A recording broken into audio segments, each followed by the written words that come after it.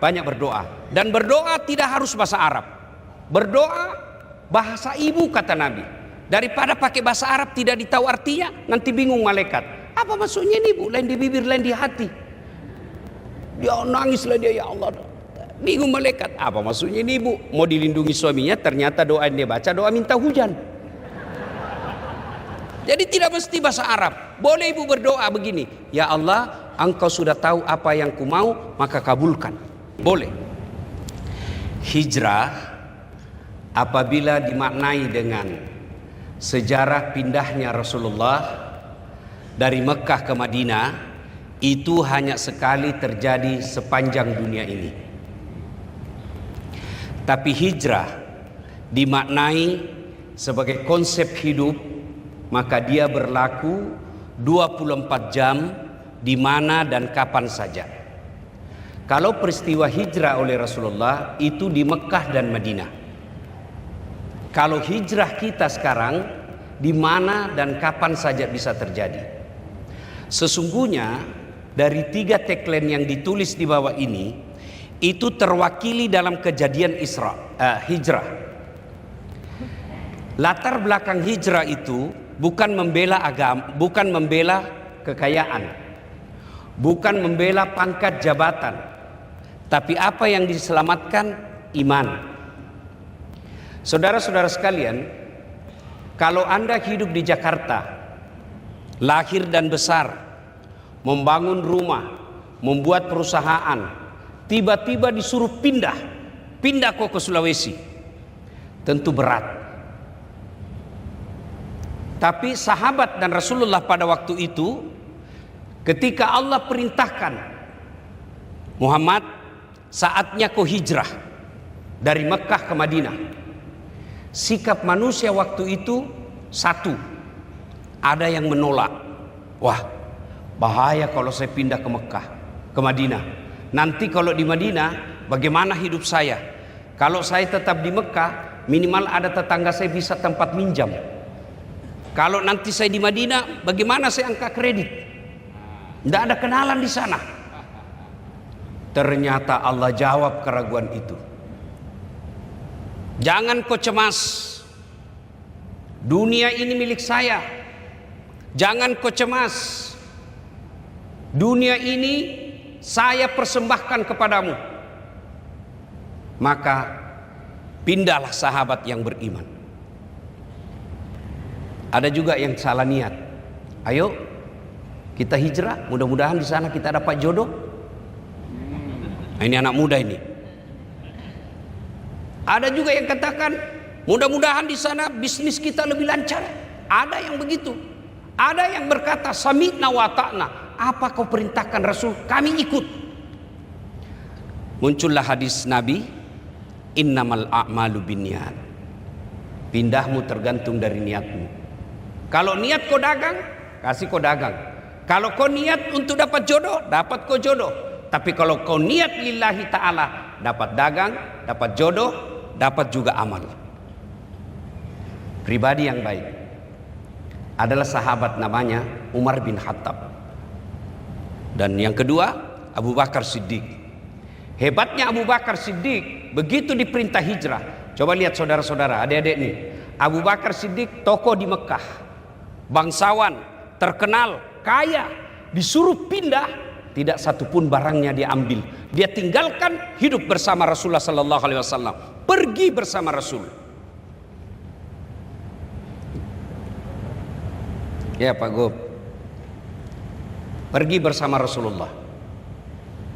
Dia tinggalkan semua hartanya, dia tinggalkan kebangsawanannya, dia tinggalkan popularitasnya. Tengah malam rela menemani Rasul hijrah. Dikejar-kejar. Kira-kira kalau di Indonesia ada enggak sahabat seperti ini? Pejabat tinggi, kaya, terkenal, mau bersama ulama tengah malam pindah. Ada kira-kira? Oh, Bapak lihat aja ulama bawa amplop, bawa map langsung sumbangan. Yang kedua, Umar bin Khattab. Kalau sahabat yang lain sembunyi-sembunyi hijrah, apa yang terjadi dengan Abu Bakar, Umar? Beliau pergi ke depan Ka'bah, tempat-tempatnya kumpul kafir Quraisy, dia pidato. Warga Mekah, ayuhan nas, saya Umar bin Khattab hari ini mau hijrah, mau pindah ke Madinah. Siapa yang mau berpisah antara kepala dengan badannya, silakan kau halangi saya. Siapa yang mau janda istrinya, silakan kau halangi saya. Terang-terangan Umar bin Khattab. Kenapa? Umar bin Khattab waktu itu Pak terkenal di Mekah, Arab Jahiliyah waktu itu. Salah satu tradisinya setiap pekan ada lomba berkelahi, dan Umar bin Khattab tidak pernah kalah. Tidak ada yang berani. Ini Umar bin Khattab pribadinya amar ma'ruf nahi mungkar, terang-terangan, sampai Nabi menjelasi, memberi gelar Umar bin Khattab Al-Faruq. Apa artinya? Yang secara jelas membedakan antara hak dan haram. Umar bin Khattab. Mari kita lihat pribadinya. Satu, pribadi Abu Bakar Siddiq, yaitu cinta kepada Rasulullah sallallahu alaihi wasallam melebihi cintanya kepada diri dan keluarganya. Ini aja dulu kita cinta. Cinta kepada Nabi. Bagaimana ekspresi kita cinta kepada Nabi? Mari kita cinta Nabi. Caranya apa? Satu, bagaimana Nabi menghadapi masalah. Bagaimana sahabat menghadapi masalah. Rasulullah di Madinah, di Makkah kan menghadapi masalah. Dakwah bermasalah. Di Makkah waktu itu dirampas hak-haknya, diambil hartanya, dijarah hartanya, dibakar rumahnya, bahkan sampai dibunuh. Salah satu di antaranya, orang yang pertama mati syahid bukan laki-laki Pak, tapi apa? Perempuan, namanya Sumayyah. Artinya apa? Belajar dari sini, semua pribadi pasti ada masalah. Tidak ada orang tidak ada masalahnya Pak. Bahkan saya lihat di depan saya semua ini, muka-muka penuh masalah Pak. Mana ada orang tidak ada masalahnya? Ini ibu-ibu ini, muka-muka penuh masalah juga ibu-ibu ini. Ini yang bicara, penuh juga masalah Pak. Bapak pikir tidak ada masalah saya? Banyak juga masalah. Coba lihat dulu kita Pak. Coba lihat, waktu kita kuliah apa masalah? Mau sarjana. Sudah sarjana apa masalahnya? Mau jadi pegawai. Sudah pegawai, selesai masalahnya, mau jadi kepala bagian. Sudah jadi kepala bagian, mau jadi kepala dinas. Sudah kepala dinas, mau jadi sekda. Sudah jadi sekda, muncul masalah baru, mau jadi bupati. Sudah jadi bupati, mau 2 periode. Sudah 2 periode, ditangkap KPK. Tidak ada orang tidak ada masalahnya Pak. Semua kita punya masalah. Coba, ini yang bicara, ada masalah saya Pak. Apa masalah saya? Semenjak saya viral, banyak janda-janda yang curhat. Ustadz, baru saja suami saya meninggal, adakah doa-doa penenang jiwa? Saya kirimilah amalan-amalan. Lama-lama bilang, Ustadz, jiwa saya sudah tenang, maukah Ustadz menjadi imam dalam hidupku? Saya mohon maaf ibu, saya bukan imam, saya penceramah. Semua kita punya masalah. Pelajaran buat kita, kerja di Bank Indonesia pun ada masalah. Tapi keterlaluan kalian kalau tidak bersyukur. Coba Pak, pegawai Bank Indonesia Pak, coba lihat kalau pegawai Bank Indonesia Pak, itu ID cardnya biar ke warung dipasang itu Pak, Bank Indonesia. Bersyukur Pak. Coba kalau kita Bapak kerja di sini Satpol PP, pasti disembunyi Pak.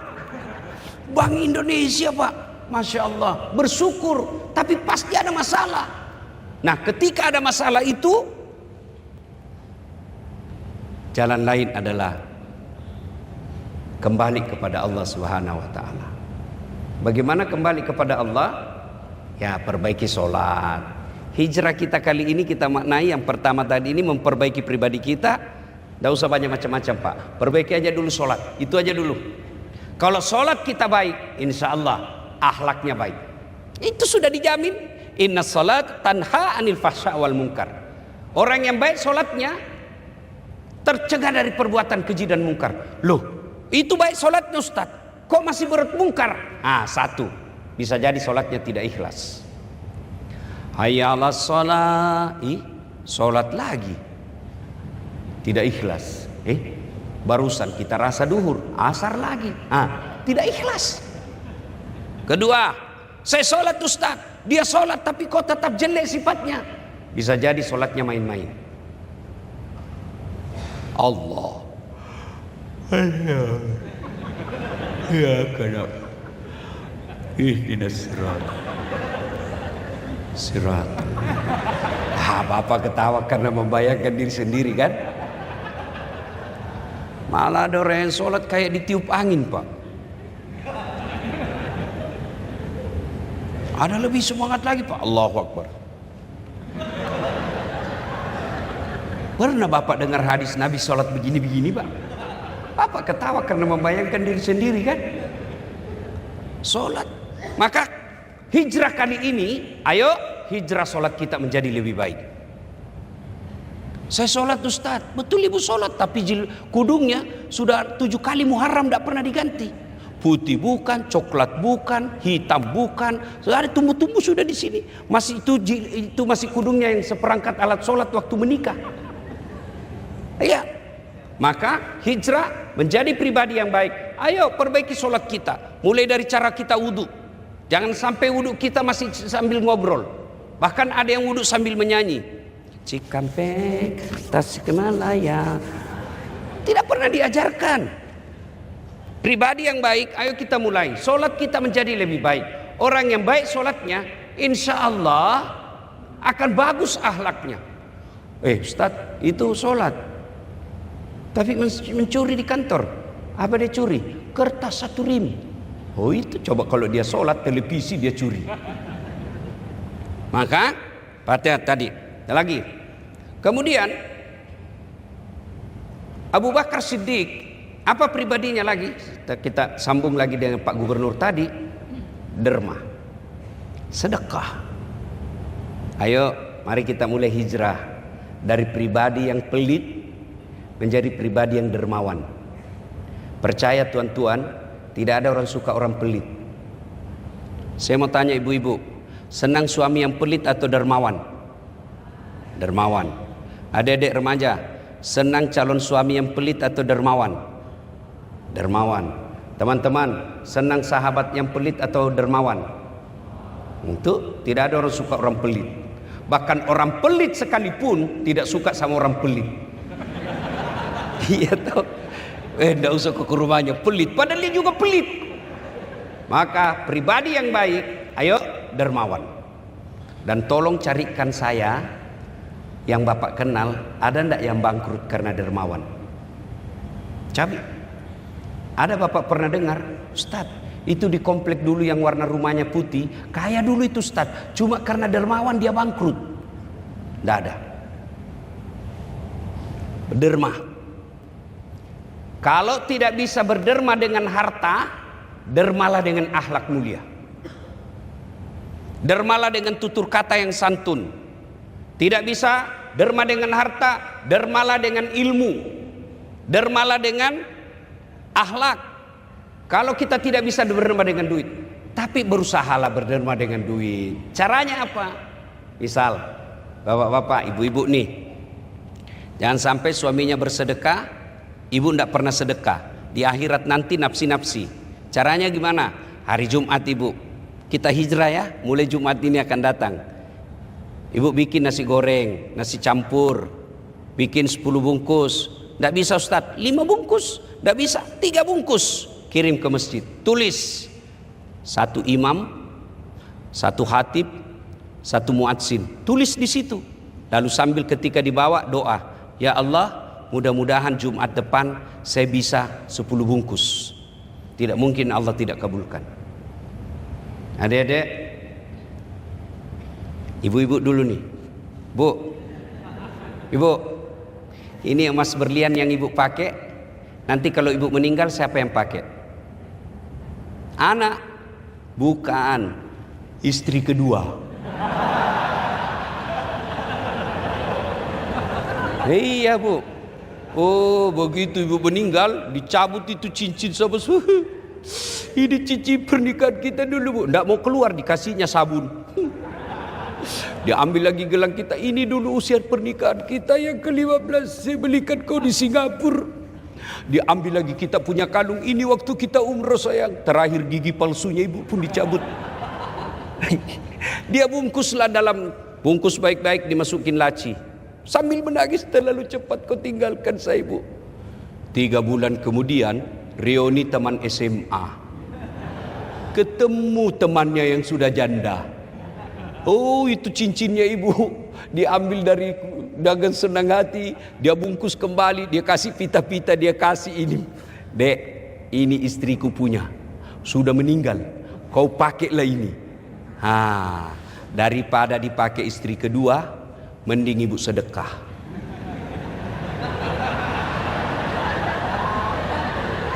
Oh, ibu-ibu yang di depan ini, itu enaknya jadi orang kaya, Pak. Kalau kita kaya, saya selalu bilang sama jamaah saya, kalau kau kaya ngapain kau pakai yang asli? Pakai aja yang palsu. Kenapa? Biar kau pakai yang palsu orang tidak percaya. Pasti orang percaya ini asli. Oh, masa istri gubernur pakai palsu? Pasti asli itu. Yang asli bawa ke panti asuhan, bawa ke anak penghafal Quran, bawa ke pembangunan masjid. Itu namanya pandai menyikapi harta. Bapak-bapak, kita yang miskin, sudahlah, ngapain pakai yang asli? Biar asli orang juga tidak percaya. Ada mana dia dapat duit? Pasti palsu itu. Maka pakai aja yang palsu karena orang tidak percaya asli.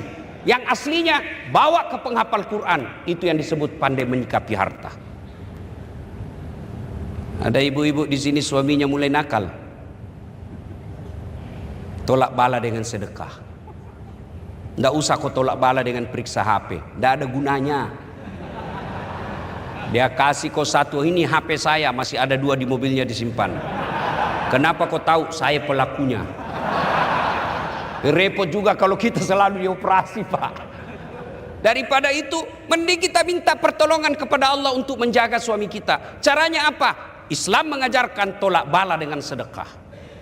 Wah, ini mulai lain-lain semua suami saya. Oh, yang biasanya tidak pakai parfum, ini selalu pakai parfum. Yang biasanya tidak pakai dasi. Biasanya terima HP di ruang tamu, ini di dalam toilet dia kunci. 90% sudah wajib dicurigai. Tapi bapak ibu daripada minta kepada Allah. Ibu bangun sholat hajat namanya.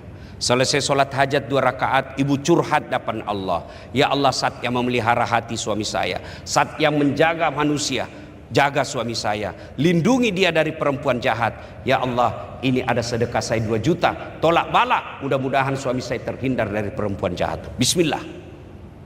Cuma yang jadi masalah kalau suaminya juga bangun di tengah malam. Ya Allah, saya capek lihat suami istri saya, Allah. Ngomel aja kerjanya, ya Allah. Ini ada duit saya 2 juta, tolak bala, ya Allah.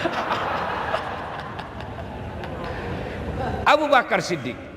Yang kedua, Umar bin Khattab. Apa kepribadian Umar bin Khattab? Lembut hatinya, tegas sifatnya. Itu kalau Umar bin Khattab ketemu setan, jin, minggir itu jin, Pak. Hebatnya itu Umar bin Khattab. Tegas dia, tidak pernah mau disogok. Ketika beliau di pidato, kan terjadi isu desas-desus. Sahabat berkata, waduh, Umar bin Khattab jadi pemimpin, jadi rakyat biasa aja kerasnya minta ampun. Gimana kalau dia sudah jadi khalifah? Apa kata Umar bin Khattab waktu pidato? Apa yang kalian cemaskan betul. Kalau Anda berbuat jahat, maka saya pasti lebih keras. Tapi kalau kamu baik, hatiku jauh lebih lembut daripada hatimu. Oke, jadi tegas kita. Kebatilan, ada yang coba-coba sogok-sogok kita di kantor, tegas, haram. 20% Pak. Bolehlah. Jangan juga begitu. Tegas, Pak. Al-Faruq gelar Umar bin Khattab. Tegas kita. Oke, kita mulai dari apa? Tegas dalam rumah tangga. Anak, tegas dalam mendidik anak. Sekarang prihatin kita lihat anak-anak kita sekarang, Pak. Karena orang tua terlalu longgar mendidik anaknya. Zaman dulu godaan-godaan namanya maksiat sangat sedikit. Tidak ada itu namanya medsos. Film-film kita hanya di TVRI. Film anak-anak si Unyil. Filmnya Chips.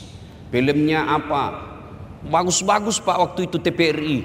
Sekarang semua yang mendidik anak kita adalah handphone. Maka orang tua harus tegas. Silakan kau kasih handphonemu, tapi tegas. Oke, di rumah tidak boleh pakai password. HP-mu harus saya periksa. Anak kita baik, tapi perlu kita lihat apa konten, apa video yang diterima, apa WhatsApp yang dilihat, apa film-film yang dia nonton. Caranya, Bapak Ibu, ini bagi ibu-ibu yang tidak tahu, buka aja handphonenya anak. Coba langsung buka online, apa yang tertera pertama itu, algoritmanya namanya, apa yang selalu dicari pasti nampak. Baik ibu juga kalau mau lihat suaminya. Kalau situ begitu ibu buka langsung cewek-cewek cantik, pasti itu yang selalu dia cari. Nah, tegas dalam itu. Kita lanjut lagi. Setelah hijrah, pergi Rasulullah Sallallahu Alaihi Wasallam. Nah sekarang bagaimana kepemimpinan? Coba lihat. Ketika diperintahkan untuk hijrah, sahabat berkata, ya Rasulullah, ayo kita sama-sama, bersamaan kita hijrah. Apa kata Nabi? Mereka akan mencari saya yang mereka mau bunuh, saya yang mau dihabisi. Kalau kita jalan sama-sama, kita bisa dihabisi bareng-bareng. Lebih begini, kau duluan, nanti saya menyusul. Kamu semua yang berangkat setelah aman, baru saya menyusul. Ini namanya pemimpin. Mendahulukan umatnya, mendahulukan pegawainya, baru pimpinannya. Artinya apa? Kalau berbicara tentang kemaslahatan, biarlah kami yang belakang kenyang. Kau dulu yang kenyang. Ada proyek, ayo bagi-bagi sama-sama. Jangan ada bos yang kenyang, anak buah lapar. Rasulullah giliran kenyang, Rasulullah paling terakhir. Lapar, beliau paling depan. Pemimpin yang baik. Tapi mencari pemimpin begini di Indonesia sangat susah. Kenapa susah? Karena rakyat juga mau disogok. Tapi lain kali kita bahas ini. Ya. Sudah pindah Rasul, sampailah di Madinah. Apa yang pertama Nabi bangun? Apa yang pertama Nabi bangun setelah sampai di Madinah? Di Madinah, coba dengar sahabat. Yang muhajir, apa kata orang-orang muhajir? Kaum Ansor dulu. Kaum Ansor orang Madinah. Silakan kau datang ke rumah saya. Saya punya kamar 2, boleh kau tempati 1, saya 1, engkau 1. Silakan kau datang ke tempatku, makanan saya bisa kita bagi 2. Tapi apa kata orang Mekah? Tidak usah. Tolong kau tunjukkan saya di mana saya bisa cari nafkah, di mana pasar. 1 mati-matian untuk membantu, 1 mati-matian untuk menjadi tamu yang tidak membebani. Semangat hijrah sesungguhnya mengajarkan ukhuwah, persaudaraan. Dan persaudaraan ini bisa putus gara-gara apa? 1, momen-momen pilkada, momen-momen pilpres. Cebong kampret sudah mulai hilang. Alhamdulillah sudah rukun. Pilpres sudah berjalan, selesai, tinggalkan. Sekarang kita semua rakyat Indonesia. Yang kedua, yang bisa memecah persaudaraan kita di kantor, apa itu? Sakwa sangka. Kenapa dia? Baru 5 tahun pegawai BI sudah dipromosi. Saya 10 tahun belum dipromosi. Begini Pak, betul dia 5 tahun tapi otaknya Pentium 4. Bapak 10 tahun prosesornya Pentium 1. Lambat loading. Disuruh bikin surat. Sudah Pak, tinggal di print. Belum sudah namanya itu. Ada kan pegawai begitu. Sangka baik saja, jangan sangka buruk. Jangankan di kantor, di rumah saja kalau sangka buruk, pasti rumah tangga tidak akan pernah bahagia. Coba kalau ibu-ibu sangka buruk sama suami, pasti tidak ada enaknya. Coba kalau sangka baik, bahagia. Telepon suami pagi-pagi tidak dijawab, barangkali lagi sholat duha. Enak perasaan. Telepon lagi tengah hari, belum dijawab, berarti dia sholat duhur di masjid. Telepon sore, belum dijawab, dilupa HP-nya ini. Begitu masuk WhatsApp teman, saya lihat suamimu ada cewek di mobilnya.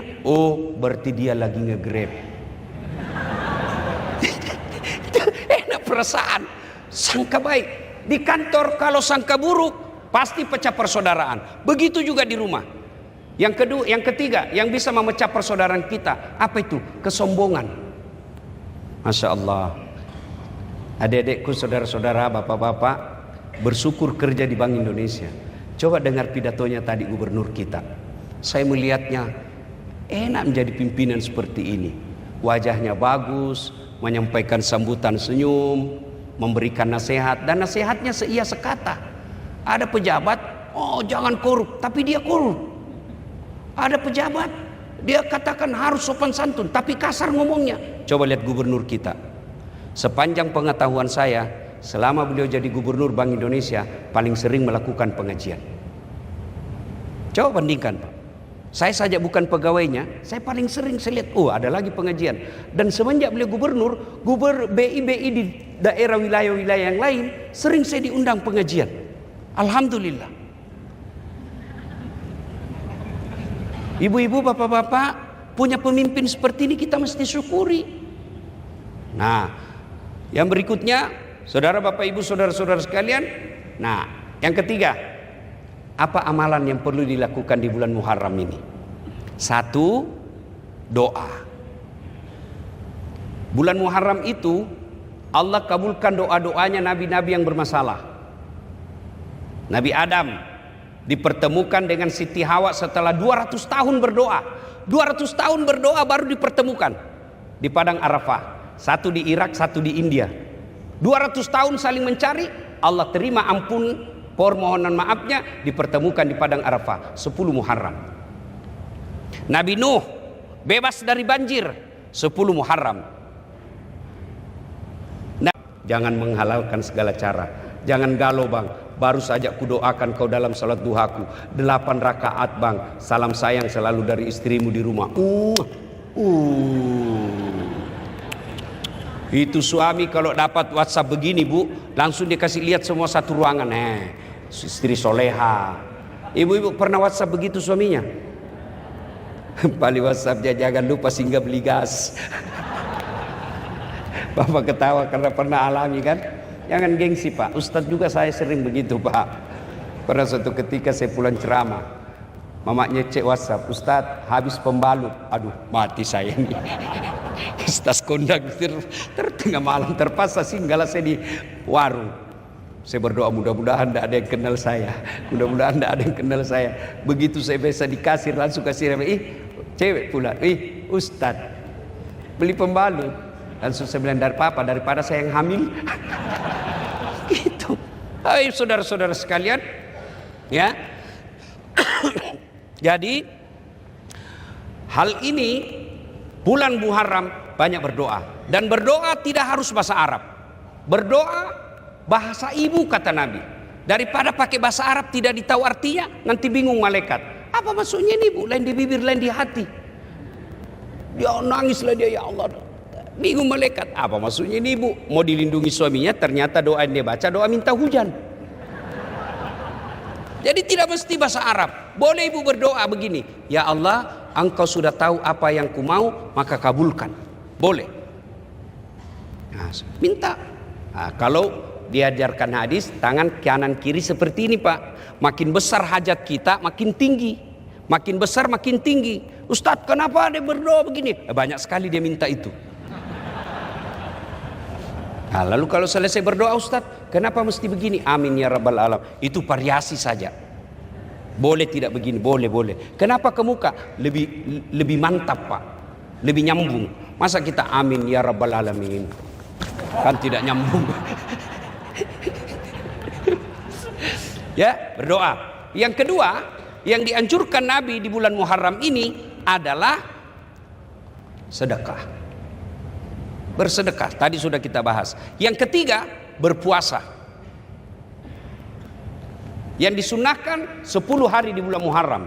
Tidak bisa juga Ustadz, minimal 3. Tidak bisa juga, minimal 10 Muharram. Tidak bisa juga, jangan terlalu berharap masuk surga. Berpuasa. Yang berikutnya, di bulan Muharram ini, setelah berpuasa, maka yang kita lakukan lagi adalah bersilaturahmi. Nah, bagaimana mitos Ustadz? Mitos seperti kita orang Jawa misalnya cuci keris, cuci benda pusaka, itu dulu. Tetua kita belum tahu, maka mudah-mudahan Allah maafkan. Tapi kita sekarang sudah mitos seperti itu sudah mulai kita tinggalkan. Ada juga yang mengatakan bulan Muharram itu jangan bikin pengantin, ya, jangan buat acara-acara pengantin, jangan masuk rumah, itu salah. Justru sebaliknya, bulan Muharram bulan penuh kemenangan, maka sebaiknya melakukan kebaikan-kebaikan. Ibu bapak saudara-saudara sekalian, pada akhirnya hijrah kalau dalam arti sejarah sekali saja, tapi hijrah dalam arti konsep kehidupan selalu dan kapan saja bisa kita lakukan. Terakhir sekali, hijrah bermakna, kalau kita maknai tobat, maka di bulan Hijriah ini juga, bulan Muharram ini juga perbanyak bertobat. Tobatnya cara satu, perbanyak istighfar, la ilaha illa anta subhanaka inni kuntu minadz zalimin. Yang kedua, memperbanyak salat sunat tobat. Kapan caranya salat sunat tobat, Ustadz? Selesai salat maghrib nunggu isya. Misalnya bapak ini menghindari macet, kalau pulang ini selesai maghrib macet, bapak sudah selesai salat maghrib di masjid ini misalnya, nunggu sampai jam 8, nunggu sampai isya. Selesai sholat maghrib, selesai doa, sholat taubat 2 rakaat sampai 6. Caranya sama sholat sunnah yang lain, cuma beda niat. Niatnya kalau mau bahasa Arab, sholli sunnatal taubat raka'ataini lillahi ta'ala, Allahu Akbar. Kalau pakai bahasa Indonesia, boleh. Saya niat sholat sunnah taubat 2 rakaat, sunnah hukumnya bagi saya lillahi ta'ala, Allahu Akbar. Itu pun tidak tahu, sudah berdiri tegak menghadap kiblat begini saja. Tuhan, sholat taubat, Allahu Akbar. Boleh. Cuma jangan begitu terus, ya.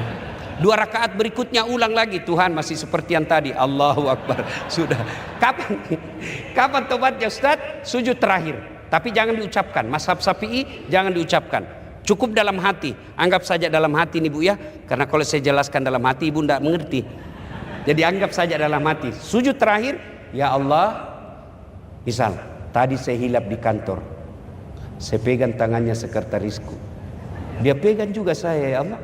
Akhirnya kami baku pegang-pegang, ya Allah. Ya Allah, saya maafkan saya hilap, ya Allah.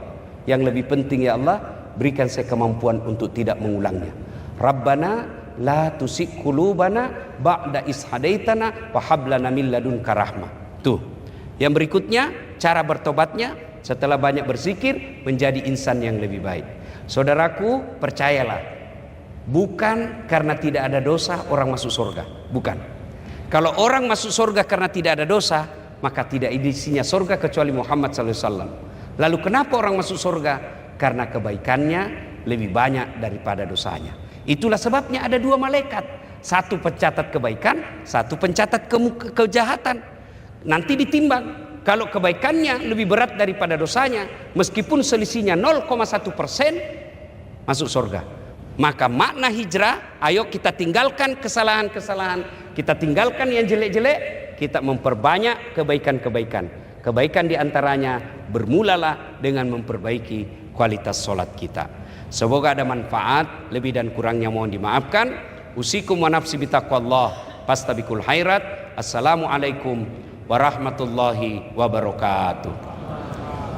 Kalau saya jalan sama Pak Yuskal, pasti saya bilang sama beliau, Pak, di mana ada masjid yang bagus di sini? Tidak mungkin saya tanya beliau, Pak, di mana panti pijat yang bagus?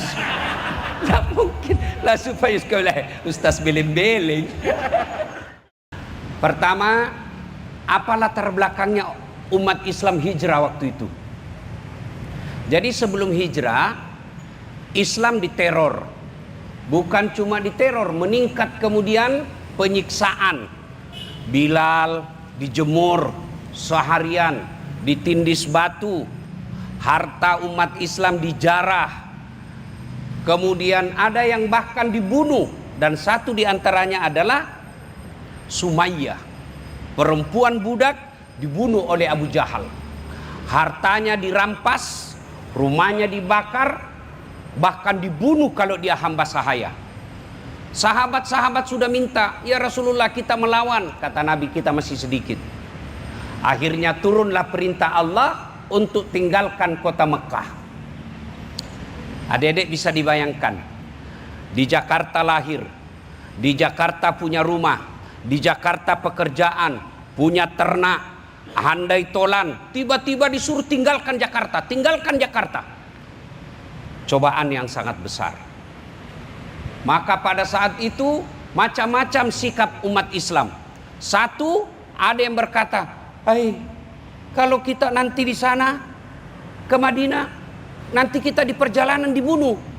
Kalau kita ke Madinah, nanti kita dicegat dan dibunuh. Kullu nafsin sa'ikatil maut. Semua yang hidup pasti akan mati. Kau di Madinah mati, kau di Makkah mati, hijrah mati, tinggal di Makkah mati. Tapi ketahuilah, mati karena hijrah, matimu mati syahid. Ada juga yang niatnya, ayo deh hijrah. Siapa tahu di Madinah kita bisa dapat jodoh. Ini anak muda ini. Ayo deh hijrah. Siapa tahu di Madinah kita bisa dapat lebih gampang dapat kerja. Ayo deh hijrah. Kita ikut Nabi, perintah Allah. Macam-macam niatnya orang. Maka muncullah hadis Nabi yang berbunyi, innamal a'malu binniyat. Amal itu tergantung niat. Mulailah orang hijrah meninggalkan kota Mekah. Apa tujuannya? Adalah menyelamatkan iman. Iman ini harta yang sangat berharga. Adik-adik, kita bekerja di sini, bohong kalau tidak mengatakan supaya hidup saya baik. Ada orang bekerja siang malam agar bagus dia punya harta. Ada orang kejar ilmu pengetahuan, ada orang kerja harta, ada orang kejar pangkat jabatan. Tapi ketahuilah, tanpa iman semua sia-sia. Mau bukti? Ada orang siang malam cari muka, menjilat kiri kanan supaya dapat jabatan sebagai eksekutif vice president. Tinggi, siap. Menjilat, bukan ini, bukan. Jangan juga kau langsung lihat-lihat Pak Yuskan. Di tempat lain, ada kan kita lihat begitu. Tinggi sekolahnya, bagus dia punya titel, tapi rendah harga dirinya, menjilat kiri kanan, merendahkan untuk dapat kekuasaan. Ada orang punya kuasa, tapi tidak punya iman, Allah hina dia. Namanya Fir'aun. Adik-adik tahu Fir'aun? Fir'aun itu paling tinggi elektabilitasnya sedunia. Siapa yang tidak kenal Fir'aun? Iya kan? Terkenal satu dunia. Tapi karena tidak punya iman, Allah hinakan itu Fir'aun. Mana buktinya? Allah catat dalam Quran, Fir'aun salah satu manusia yang diharamkan masuk surga. Kalau kita ini yang hadir di sini masih 50-50. Ada harapan masuk surga, terbuka juga peluang masuk neraka. Kalau Fir'aun haram masuk surga. Cukup sampai di situ? Tidak. Allah hinakan Fir'aun sampai detik ini. Allah kutuk Fir'aun. Mana buktinya? Tidak ada satupun pegawai kereta api Indonesia mau kasih nama anaknya Fir'aun. Dek, ibu-ibu mau kasih nama anakmu Fir'aun? Terkenal Fir'aun nak, raja. Kaya tuh Fir'aun. Tapi tidak mau. Jangankan kasih nama Fir'aun, dituduh aja. Fir'aun kau, marah kita Pak. Tanpa iman Fir'aun hina. Apalagi ada orang siang malam lembur kiri kanan, lupa sholat, tidak punya waktu pengajian, tidak pernah baca Quran untuk dapat harta. Tapi tanpa iman hina kau. Namanya siapa? Qorun. Itu Qorun begitu kayanya sampai kunci kasnya, kunci lemari hartanya dibawa sama onta belasan ekor. Sampai sekarang makanya orang Indonesia kalau dapat harta di dalam tanah namanya harta karun. Itu hartanya dia tuh. Tapi tidak punya iman, dilaknat oleh Allah. Ada lagi, punya ilmu sangat tinggi, tapi tidak punya iman, Allah hinakan. Kan'an, hina punya ilmu. Maka iman ini penting. Memelihara iman ini penting. Kalau manusia tidak punya iman, Quran menjelaskan mereka lebih hina dari binatang. Tahu binatang, Dek? Cewek, kau tahu binatang? Mau enggak dibilangi kambing? Enggak toh. Tapi kalau manusia tidak punya iman, kata Quran, mereka lebih hina dari binatang. Bapak-bapak tahu kambing? Kakak saya di kampung jual beli kambing. Itu kalau ada kambingnya suka ganggu temannya, dia bilang sama penjaganya, jual. Sampai di pasar tidak ada yang beli. Kata kakak saya, bawa pulang, potong, kita makan satu RT. Kambing nakal, jual. Tidak ada yang beli, potong. Kalau pegawai kereta api Indonesia nakal, malas kerja, paling terlambat datang, paling cepat pulang, pembagian bonus paling depan, akhlaknya jelek, tukang tipu, mau diapa? Potong. Siapa mau makan? Ayo jual. Siapa yang mau beli? Dimutasi, pasti dapat gaji. Maka saudara-saudara sekalian, iman ini penting. Maka sahabat dulu rela meninggalkan hartanya, bahkan rela meninggalkan saudaranya, bahkan rela meninggalkan anaknya sendiri. Ada yang meninggalkan bapaknya, meninggalkan istrinya karena beda akidah, tinggalkan Makkah menuju ke Madinah. Dan adik-adik pernah lihat Makkah Madinah perjalanan? Kalau sekarang kita naik bus, ada duit sedikit naik kereta Pak, 2 jam, naik bus 6 jam sampai 8 jam. Padang pasir, malam kedinginan, siang kepanasan, tidak ada air. Orang hijrah untuk apa? Iman. Ada orang kaya, bangsawan di Madinah, namanya Abu Bakar Siddiq. Kaya, bangsawan, terhormat, banyak duitnya, mau dan ikhlas menemani Nabi untuk hijrah, menemani Nabi keluar rumah tengah malam buta, menemani Nabi untuk menemani Nabi hijrah menuju Madinah. Kira-kira masih ada orang Indonesia kaya, zona nyaman, mapan, bangsawan, terkenal, mau dekat, mau temani ulama hijrah malam-malam. Dia lihat aja ulama bawa amplop, langsung dia bilang sumbangan. Allah karim, menyelamatkan iman. Maka iman ini penting. Bagaimana cara menyelamatkan iman ini? Satu diantaranya pengajian seperti ini. Dan dengar pengajian itu, saya selalu istilahkan ngecas. Adik-adik punya handphone? Punya handphone? Handphone kalau dipakai terus kenapa? Lowbat. Kalau lowbat diapai? Kalau tidak dicas kenapa? Matol, mati total. Kalau sudah matol masih bisa dipakai? Bisa pakai melempar. HP baru, kuotanya unlimited, tapi tidak ada casnya, tidak ada listriknya, bisa dipakai? Tidak bisa. Begitu juga iman. Kau lihat seangkatanmu tiba-tiba menjadi eksekutif vice president. Tiba-tiba kau lihat temanmu jadi manajer. Kau lihat rumahnya mewah, lihat mobilnya megah, lihat istrinya cantik. Di kereta kita lihat cewek cantik, barang bagus, ya kan? Di mall kita lihat barang-barang mewah. Lalu kapan ngecas iman? Ngecas iman ini pengajian. Kapan kita dalam sepekan khutbah Jumat? Itu pun kalau kita datang paling cepat.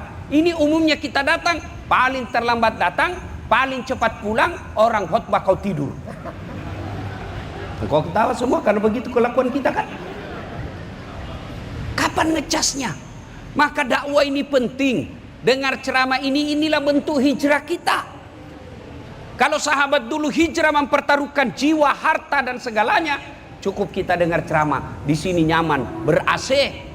Alhamdulillah, aman akidah kita.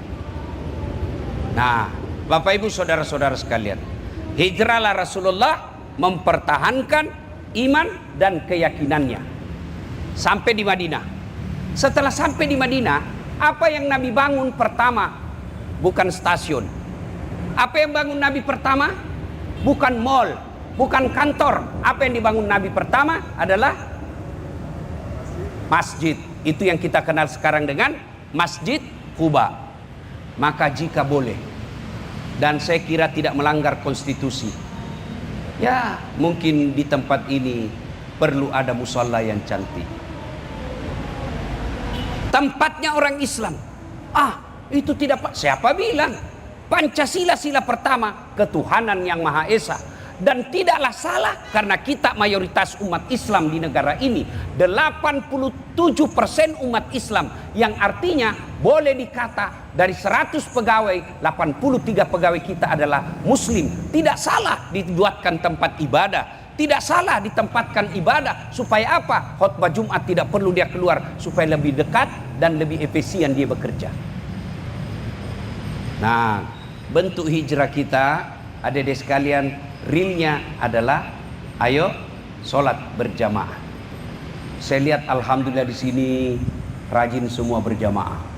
Alhamdulillah, apalagi kalau subuh. Alhamdulillah. Bentuk hijrah.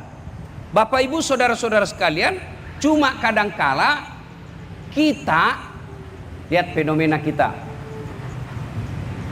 Ini kan baru-baru ini di Jakarta ini lari maraton. Ada yang sampai 50, ada yang paling sedikit. Oh, ada pesertanya di sini. Oh, mampu lari 20 km, Pak. Mampu lari sampai 50 km di dalam kompleks, dari masjid ke rumahnya, dari rumah ke masjid 200 meter aja nggak bisa datang. Jangan ketawa, Pak, saya serius ini. Oh, nanti Bapak kena pertanyaan di akhirat nanti. Rumahmu dekat betul dari masjid. Kau sepeda 30 kilo satu kali sepeda. Kamu lari 10 kilo satu kali lari. Rumahmu dekat dari masjid. Kok tidak pernah kau nampak di masjid? Hati-hati, saudaraku. Biar jantungmu kuat, ototmu bagus, jantung hatimu baik, darahmu bagus, kolesterolmu baik.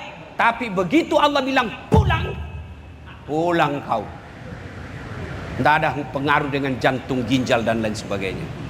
Maka bentuk hijrah kita, ayo kuatkan iman. Caranya satu, ikut pengajian. Dan hanya orang malas yang tidak mau dengar pengajian sekarang. Buka sekarang YouTube, semua ada. Mau model dakwah Jawa, ada Gus Baha. Mau model Ustadz Melayu, ada Abdul Somad. Mau model Betawi, ada juga di sini. Mau model Sunda, ada Aagim. Mau model Bugis Makassar, ada Dasat Latif. Cuma kalau dengar dakwah jangan jadi juri. Oh, kalau ini ceramah bagus. Oh, kalau ini emang ini ada lomba. Kalau tidak senang, tidak usah laksanakan. Tidak usah kau jelek-jelekkan. Itu mubalik, ulama. Kalau kau tidak setuju pendapatnya, tidak usah jalankan. Tidak pula kau celah-celah. Ini baru belajar agama sedikit, dia kelompok-kelompokkan ustadz. Ustadz sunnah. Tidak ada nama saya. Ustadz tidak sunnah. Nomor 13. Saya tanya, kenapa kau tuduh saya ustadz tidak sunnah? Buktinya kau tidak pelihara jenggot. Ya mau diapa kalau tidak mau tumbuh?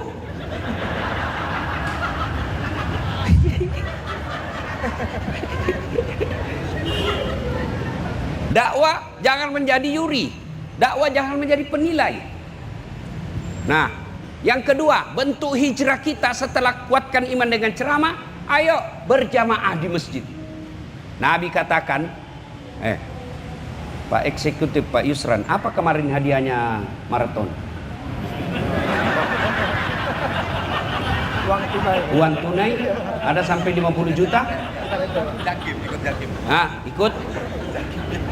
Bayangkan deh, Nabi katakan, andai saja kau lihat pahala berjamaah subuh di masjid, kamu akan datang walaupun kamu dalam keadaan merangkak. Coba bayangkan, mana ada orang mau dikasih hadiah mobil, merangkak tidak bisa goyang, dia datang Pak. Tidak. Tapi andai saja kau lihat pahala berjamaah di masjid, kamu akan datang walaupun kamu akan merangkak. Tidak usah itu deh. Coba diumumkan sama takmir masjid, siapa yang datang berjamaah akan dikasih pulsa 500.000, kuota 50.000, beras 50 kilo. Saya yakin jam 5 sholat subuh, jam 1 dini hari sudah penuh masjid. Nah, ada ibu-ibu bertanya, Ustadz bagaimana perempuan? Boleh enggak ke masjid? Selama saya belajar agama dan sampai detik ini tidak ada hadis yang melarang, tidak ada ayat yang melarang, dan tidak ada fatwa ulama yang melarang perempuan ke masjid. Nabi cuma mengatakan perempuan kalau mau ke masjid jangan dilarang, tidak dianjurkan, tapi kalau mau ke masjid jangan dilarang. Kenapa? Karena dulu perempuan kalau keluar tidak aman, diculik dan diperkosa. Kalau bapak ibu sekarang Siapa yang mau culik? Aman. Apalagi kalau usia ibu sudah 60 tahun. Siapa yang mau culik, cari susah. Ya. Nah, cara memelihara iman yang kedua adalah sholat berjamaah. Nah, yang ketiga, bentuk hijrah kita memelihara iman. Pilihlah teman-teman soleh. Nah, yang penting ini, pilih teman. Kalau saya jalan sama Pak Yuskal, pasti saya bilang sama beliau, Pak, di mana ada masjid yang bagus di sini? Tidak mungkin saya tanya beliau, Pak, di mana panti pijat yang bagus? Tidak mungkin. Langsung Pak Yuskal bilang, Ustaz beleng-beleng. Iya toh? Pasti kalau kita ketemu, Pak Yuskal pasti tanya, Pak Ustadz, di mana ada pengajian hari ini? Tidak mungkin beliau tanya, Pak Ustadz, mau kemana panti pijatnya ini? Udah. Teman menentukan iman kita. Maka Nabi mengatakan, lihatlah Nabi mengilustrasikan, kalau kau berteman dengan penjual parfum, kalau kau tidak dapat parfumnya, kau dapat bau wanginya. Kalau kau berteman dengan pandai besi, kalau kau tidak dapat apinya, kau dapat bara panasnya. Bapak-bapak tahu kulit kambing? Tahu kulit kambing? Coba kalau kulit kambing ketemu Quran. Kulit kambing sendiri tidak mau kita cium, Pak. Jijik. Tapi kulit kambing ketemu Quran, kitab suci, jadi pembungkus, dicium kulit kambing, Pak. Disimpan paling tinggi. Kenapa? Berteman dengan orang suci, kitab suci. Kulit kambing ketemu drum. Jadi apa? Jadi beduk. Tiap saat dipukul. Salah memilih teman. Iya toh? Maka jangan heran ketika ada pepatah mengatakan, dirimu kalau kau mau tahu siapa dia, lihat temannya. Ibu-ibu, hati-hati milih teman. Kalau ibu berteman tukang gosip, lambat laun ibu pasti jadi tukang gosip. Minimal membenarkan. Apa? Apa? Kenapa? Nggak serasi dia belum. Nah, jadi itu kan, iya. Bapak-bapak kalau berteman dengan tukang selingkuh, lambat laun dia akan ajari bapak. Begini caranya, begini caranya. Oh, banyak yang suka selingkuh di sini. Biasa saya dikomplain sama ibu-ibu, Ustadz, lebih banyak itu laki-laki selingkuh dari perempuan. Hah, sama jumlahnya. Iya, kenapa? Nggak mungkin laki-laki selingkuh sama laki-laki kan? Nah, Bapak Ibu saudara-saudara sekalian, adalah teman itu penting. Kalau Bapak berteman dengan orang-orang cinta dunia, lambat laun Bapak akan menjadi orang cinta dunia.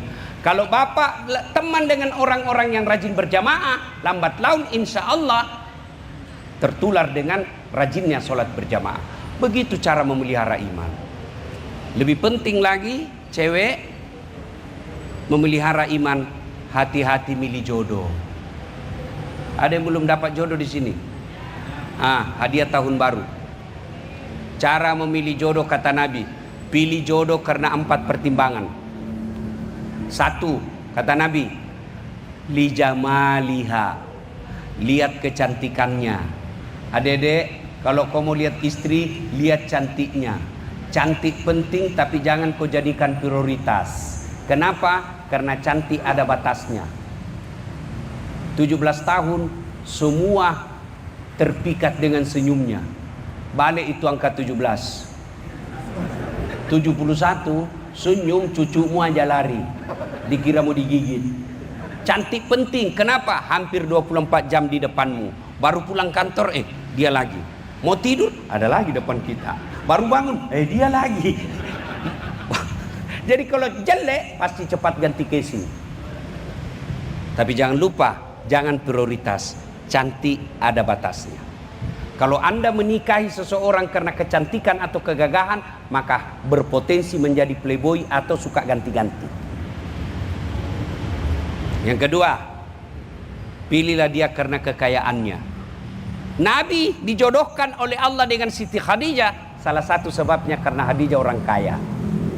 Islam tidak melarang kita cari orang kaya, tapi Islam melarang materialistik. Apa itu materialistik? Menghalalkan segala cara untuk dapat harta. Kalau orang Islam cari istri cantik, boleh. Cari istri yang cantik dan kaya, boleh. Dia kaya tapi ada batasnya. Kaya Ustaz, 7 turunan dia tidak miskin. Betul, masalahnya calonmu turunan ke-8. Yang ketiga, lihat keturunannya. Keturunan penting. Orang Jawa bilang bebet, bibit, dan bobot. Tapi ingat, ada orang bapaknya Nabi, anaknya jadi pengkhianat. Siapa? Nabi Nuh, anaknya jadi pengkhianat. Ada orang bapaknya penyembah berhala, anaknya jadi Nabi Ibrahim alaihissalam. Yang keempat, agamanya, lidiniha. Mahasiswa saya di UNAS tanya, Ustaz, kenapa agama nomor 4? Mestinya ke nomor 1. Saya bilang jangan salah deh. Agama betul nomor 4, tapi dia tidak titik di situ, koma. Ada penjelasan utamanya. Ada stabilo, bol, cetak miring, ada tanda kutip. Penting sekali kan? Utamakan agamanya, karena dengan agama kau akan dapat segalanya.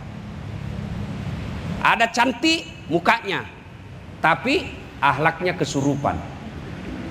Ada lagi cantik akhlaknya, mukanya hancur. Tidak tahu dilihat dari mana dia cantik. Ada lagi akhlak bagus, kaya pula, tapi jelek mukanya. Untuk mendapati seorang, dialah cantik, keturunan baik-baik, orang kaya, bagus agamanya, 100 perempuan belum tentu ada 1. Kalau Pak Yuskal tahu ada di situ, di sini, di pegawai kereta dan masih bujang, cantik, keturunan baik, kaya, bagus agamanya, tunjukkan ke saya Pak, saya juga masih mau. Iya toh. Nah, maka untuk memelihara iman, penting kau tarik pasangan yang bagus.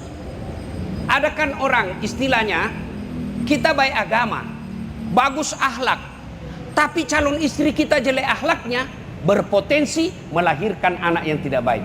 Ibaratnya saya kasih istilah dalam dunia pertanian, biar bibitmu bagus, tapi sawamu punya hama, maka gagal panen. Sawamu bagus, tapi bibitnya tidak baik, gagal panen. Maka bagus, itulah sebabnya Al-Quran dalam surah An-Nur mengatakan, wanita baik-baik tidak akan menikah dengan kecuali dengan laki-laki baik-baik. Laki-laki baik-baik tidak akan menikah kecuali dengan wanita baik-baik.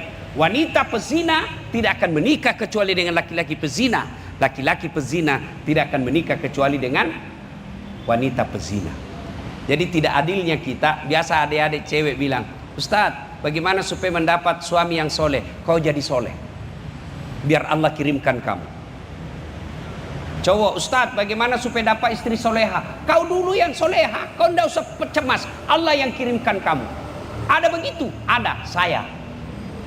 Adik-adik, saya menikah dengan istri saya, tidak pernah kenal, tidak pernah tahu, tidak pernah lihat fotonya, tidak pernah lihat mukanya. Nanti saya pertama kali lihat setelah ijab kabul. Alhamdulillah taat dan baik, hafal Quran.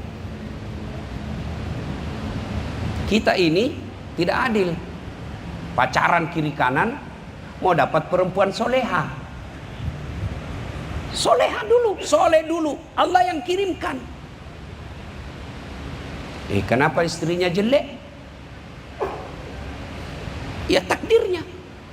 Kenapa jelek Ustaz? Allah Maha tahu. Karena kalau istrinya cantik, dia nanti malu jalan sama dia. Kenapa? Karena dia juga jelek. Allah Maha adil. Nah, memelihara iman, satu diantaranya adalah memilih pasangan yang baik. Nah, ibu bapak saudara-saudara sekalian, poin kedua, bulan Muharram ini bulan penuh kemenangan. Satu, Nabi Adam dikabulkan doanya, dipertemukan dengan Siti Hawa tanggal 10 Muharram. Nabi Adam kan diusir bu, setelah makan buah huldi, keluar kau dari surga. Siti Hawa, gara-gara kau suamimu tergoda, keluar kau dari surga, diusir. Mereka berpisah. Ya, berapa lama baru Allah kabulkan? 200 tahun. Bayangkan, pada saat itu hanya 2 penduduk manusia di dunia, Hawa, Adam. Masa ini mencari 200 tahun baru Allah ketemukan pertemukan mereka. Di mana dipertemukan? Di Jabal Rahmah, Tugu Kasih Sayang. Situlah makanya disebut Tugu Kasih Sayang.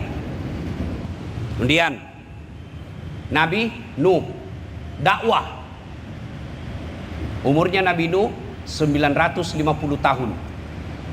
Wafat 900 tahun. 950 tahun. Berdakwanya 900 tahun. Berapa umatnya, Pak? Tidak lebih 80. Kira-kira ada ndak Ustadz mau berdakwah? Berarti kalau 900 tahun umatnya hanya tidak cukup 80 orang, berarti 10 tahun satu saja dia dapat umat. Ada ndak ulama mau bikin pesantren 10 tahun cuma satu pasti santrinya, pasti gulung tikar. Pak Yuskal mau ndak jadi eksekutif vice presiden 10 tahun cuma satu pegawainya? Tidak ada orang mau begini, Pak. Begitu bejatnya itu umatnya Nabi Nuh. Allah hukum bahkan anaknya sendiri berkhianat. Allah hukum ditenggelamkan, datang banjir, dan bebas dari banjir tanggal 10 Muharram. Nabi Yunus dakwah, tidak ada yang mau percaya juga. Satu kampung tidak percaya. Kalau tadi Nabi Nuh masih ada kurang lebih 80 orang, Nabi Yunus tidak ada yang mau percaya. Nabi Yunus kemudian pergi merantau meninggalkan tugasnya. Tinggal dimakan ikan, masuk dalam perut ikan. Nabi Yunus membaca istighfar karena tobat. Saya sangka buruk kepada Allah, saya tinggalkan medan dakwah. Lalu Nabi Yunus beristighfar, la ilaha illa anta subhanaka inni kuntu minadz zalimin. Keluar dari perut tanggal 10 Muharram. Nabi Ibrahim dibakar oleh Raja Namrud, bakar satu halaman api, bebas dan keluar kedinginan tanggal 10 Muharram.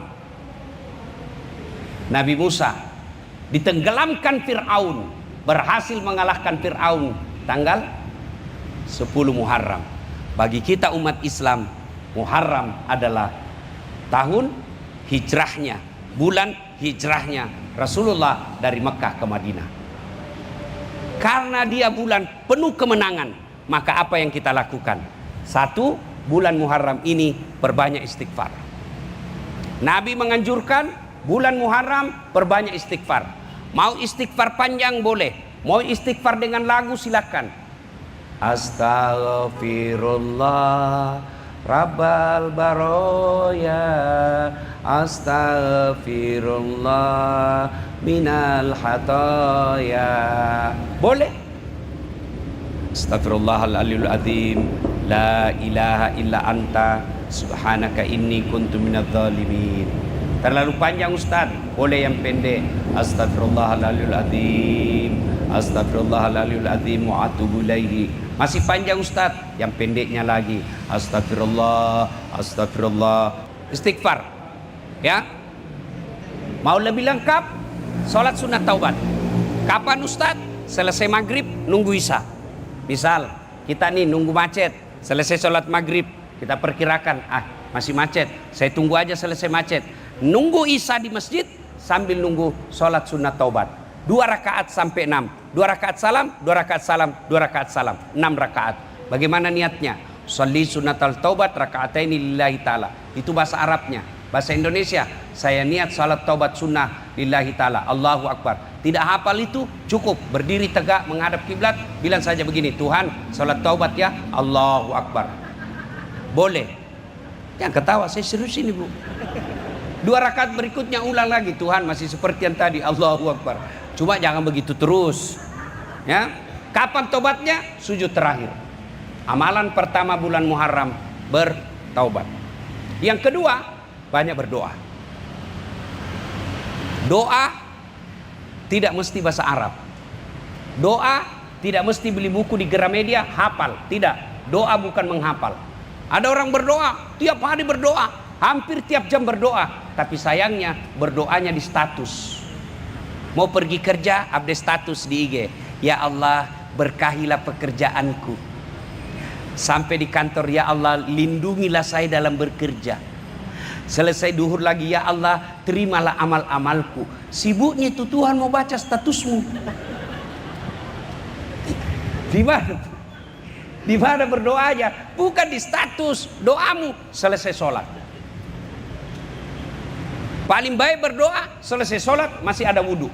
Harus bahasa Arab? Tidak. Tidak mesti bahasa Arab. Ibu-ibu, mau enggak saya ajar doa punya anak soleh dan soleha? Mau ibu? Nah, coba kita ikut. Bismillahirrahmanirrahim. Allahumma barik lana bima rasaktana. Nah, ibu ikut karena ibu tidak tahu artinya. Itu doa makan ibu. Kenapa kita ikut? Karena tidak tahu arti. Maka doa tidak harus bahasa Arab. Boleh doa begini. Ya Allah, Engkau sudah tahu apa yang ku mau, maka kabulkanlah. Amin. Selesai. Daripada bahasa Arab tidak tahu artinya, nanti bingung malaikat. Apa maksudnya ini? Lain di bibir, lain di hati. Iya. Saya kalau berdoa minta rezeki, kalau saya bangun masjid, ya Allah, saya bangun rumahmu, tolong bayar cepat. Kan rumah Allah. Boleh doa begitu? Boleh. Ya Allah, kau larang saya minta kepada manusia, maka saya datang minta kepadamu. Kabulkan keinginanku seperti janjimu. Ud'uni astajib lakum. Minta kau kepadaku, pasti saya kabulkan. Doa itu curhat. Maka minta kepada Allah. Bulan Muharram ada hajatmu, kau mau mutasi tempat yang lebih baik, mau dapat pangkat jabatan lebih baik, kau bangunlah malam bulan Muharram ini tahajud. Yang ketiga, bulan Muharram ini apa? Puasa. Sunnahnya 10 hari di bulan Muharram, dari tanggal 1 sampai tanggal 10. Tidak bisa minimal 3 hari, tidak bisa juga minimal 1 hari. Tanggal 10 Muharram, tanggal 5 dan 6 nanti. Nah, ibu bapak, saudara-saudara sekalian, yang keempat, disunnahkan di bulan Muharram ini berbanyak bersedekah. Saya ini Ustadz pegawai honor. Sedekah tidak mesti duit. Sedekah kerja yang baik. Apa sedekahnya pegawai kereta api? Kerjaku profesional. Bayangkan saya dikasih tahu tadi, satu hari 1.400.000 orang yang menggunakan jasa kereta api. Kalau bapak ngurus itu lillahi ta'ala, bapak serjatuh 1.200.000 orang bapak urus. Inilah makna awal ceramah saya tadi, hijrah tergantung niat. Kalau bapak kerja di PT kereta api hanya karena berharap gaji pangkat golongan, Allah kasih gaji pangkat golongan, tapi tidak dapat pahala. Ya Allah, mana pahalaku kerja pegawai kereta? 30 tahun saya ngurus kereta api Indonesia.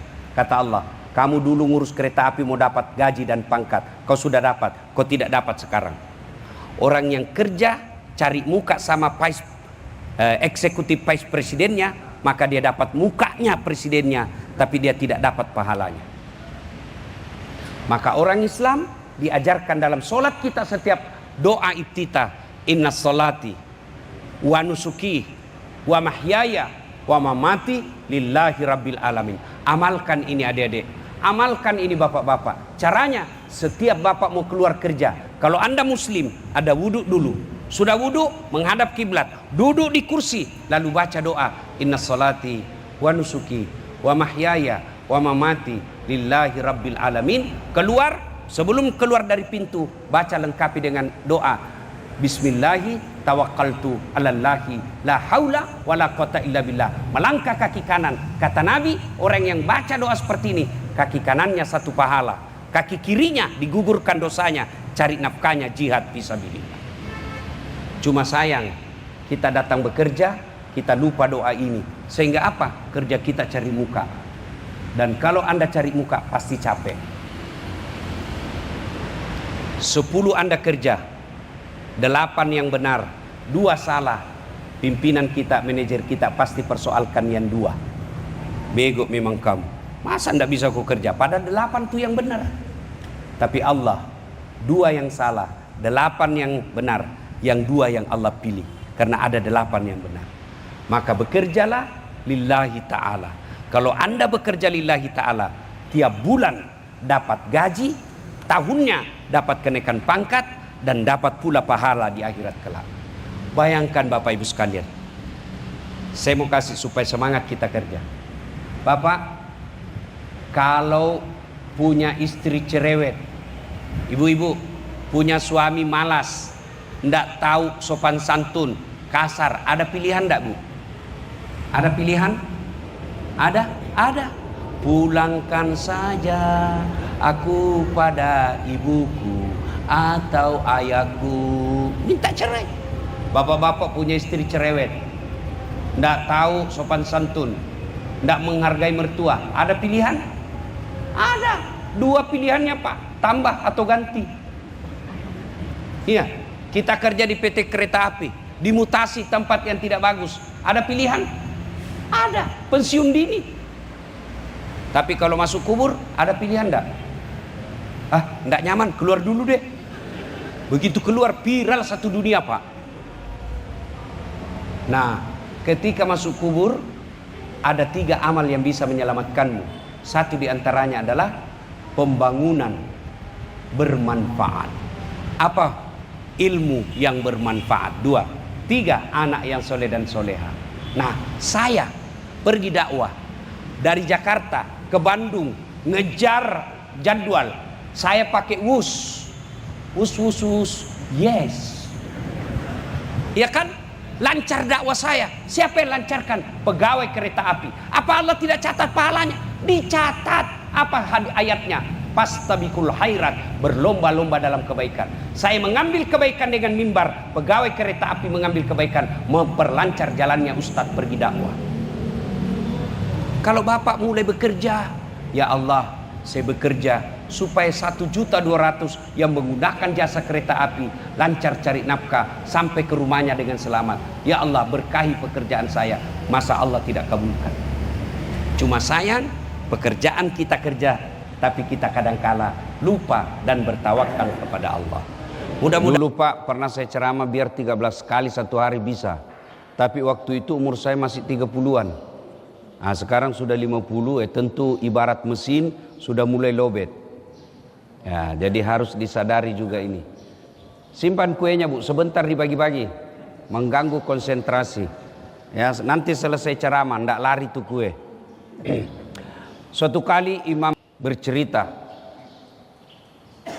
dia tinggal di Baghdad. Ibarat itu kota Jakarta, ibu kotanya Irak. Di Baghdad. Dia rindu sekali mau ke kota di sampingnya, kira-kira mau ke Bekasi lah, atau ke Bandung. Tapi dia bilang, kenapa saya mau sekali ini? Nah, saya tidak punya keluarga di sana, tidak ada teman, tidak ada keluarga, tidak ada sahabat. Kenapa saya rindu sekali mau ke kampung itu? Akhirnya berangkatlah dia jalan. Tentu waktu itu belum ada wus, belum ada kereta, belum ada mobil. Sampailah dia di kota yang dimaksud. Setelah sampai di kota itu, karena malam tidak ada hotel, maka masuklah dia ke masjid. Nah, sampai di masjid dilihat sama marbot. Ya, sudah sholat isya. Kalau di kampung saya marbot itu Pak Doja. Kata ini marbot, Tuan, ya Syekh, tidak boleh kau tidur dalam masjid. Nah, ini pengurus masjid juga ini perlu saya kasih tahu. Tidak ada ayat dan hadis melarang tidur dalam masjid. Ada itu masjid dia tulis di dinding, dilarang tidur. Ada orang kasihan di rumahnya tidak bisa tidur, gelisah, maka dia datang ke masjid. Ada saya dapat begitu. Jadi tidak dilarang ke masjid tidur, yang dilarang itu ngiler. Jadi kalau Bapak mau tidur ke masjid, bawa bantal supaya ngilernya jatuh di bantal. Kalau tidak ada bantal, ya kalau tidur jangan baring, menghadap ke atas, biar dia keluar masuk. Kata ini marbot, ya Syekh, Syekh itu bagi orang Arab 3 artinya. Syekh pertama dia ulama, Syekh kedua dia orang kaya, Syekh ketiga orang tua. Nah, kenapa dia dipanggil Syekh? Karena jenggotnya sudah putih. Nah, kira-kira kalau di sini patua, tidak boleh dalam masjid, di luar. Dia bilang saya musafir. Dia bilang tidak boleh. Keluarlah dia. Dia di teras Masih dilihat sama itu marbot. Tidak boleh. Teras tidak boleh. Keluar. Keluar. Nah, ini juga marbot, dia tidak tahu siapa ini orang. Karena waktu itu belum ada Facebook. Waktu itu belum ada foto. Setiap saat foto. Ada lagi sedikit foto lagi. Sekarang, dulu tidak ada. Orang kenal namanya, tidak tahu wajahnya. Populer namanya imam, tapi tidak ditahu wajahnya. Nah, di depan masjid ada penjual kue. Dia lihatnya itu, kasihannya ini orang tua, diusir-usir. Maka dia panggil, ya Syekh, Tal, sini. Begini, saya punya rumah. Kalau kau mau tidur, rumah kecil, silakan ikut sama saya. Tapi rumah saya kecil, tidak apa-apa. Yang penting ada setempat baring. Oke? Jalan mereka, bermalam. Ketika esok hari, ini tukang kue bikin kue. Apa yang menarik perhatiannya imam? Selama dia bikin kue, mulutnya keluar terus istighfar. Dia ambil tepung, gandum, istighfar. Astagfirullah. Astagfirullah. Dia campur air. Astagfirullah. Astagfirullah. Astagfirullah. Dia ulek-ulek. Astagfirullah. Astagfirullah. Astagfirullah. Dia bakar. Astagfirullah. Astagfirullah. Hebat ini orang. Jadi kuenya, jalan istighfarnya. Dia pergi tanya, Tuan, sudah lama kau lakukan ini? Sudah. Wih, luar biasa. Banyak betul istighfarmu. Ya. Daripada saya cuma bikin kue, ya saya istighfar. Jadi kueku, jalan istighfarku. Imam Ahmad lalu berkata, wah, luar biasa. Banyak sekali istighfarmu. Sudah lama kau begini? Dia bilang, ya selama saya bikin kue. Sudah hampir 30 tahun. Masya Allah. Apa yang kamu dapat dari istighfar itu? Dia bilang, rasa-rasanya semua yang saya mau Allah kasih, Kak. Saya mau sehat, alhamdulillah tidak pernah saya sakit. Saya mau punya anak yang baik, alhamdulillah anakku soleh-soleha. Sepertinya tidak banyak uangku, tapi kalau ada saya mau beli, ada saja Allah kasih saya rezeki. Cuma satu yang belum saya dapat. Apa ini? Dia bilang, ini penjual kue. Saya selalu berdoa tiap malam, ya Allah, jangan kau wakafatkan saya, jangan kau matikan saya sebelum saya ketemu Imam Ahmad. Ternyata Imam Ahmad itu natamani bicara. Mendengar ini, Imam Ahmad keluar air matanya. Pantas saya rindu sekali mau ke sini. Ternyata ini jawabannya. Allah kirim saya ke sini untuk menjawab doamu. Bapak bisa bayangkan antara ulama dengan penjual roti itu derajatnya pada zaman itu jauh. Ulama sangat dimuliakan, lebih mulia daripada gubernur. Lebih mulia daripada sultan. Sementara penjual roti dibawa derajatnya. Tapi Allah kirim orang mulia ini untuk menjawab doanya penjual roti. Dia bilang, Imam Ahmad, ini rupanya penyebabnya. Saya rindu ke sini, ternyata Allah ingin mengabulkan doamu karena istighfarmu itu. Nah, apa hikmah dari kisah ini? Ternyata kalau mau banyak dikabulkan doa, perbanyak istighfar. Kenapa doaku selama ini belum Allah kabulkan? Salah satu sebabnya, Bapak banyak dosa. Ada orang tidak ada dosanya di sini? Ada? Kenapa Bapak takut mati? Kenapa kira-kira?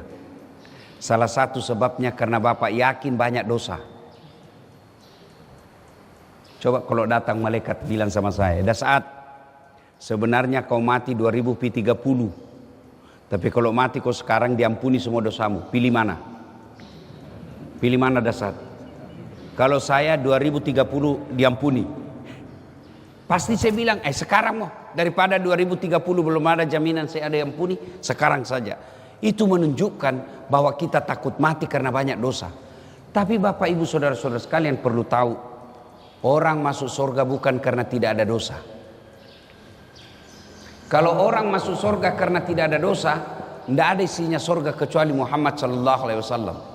Mana ada orang tidak ada dosanya? Lalu kenapa orang masuk surga?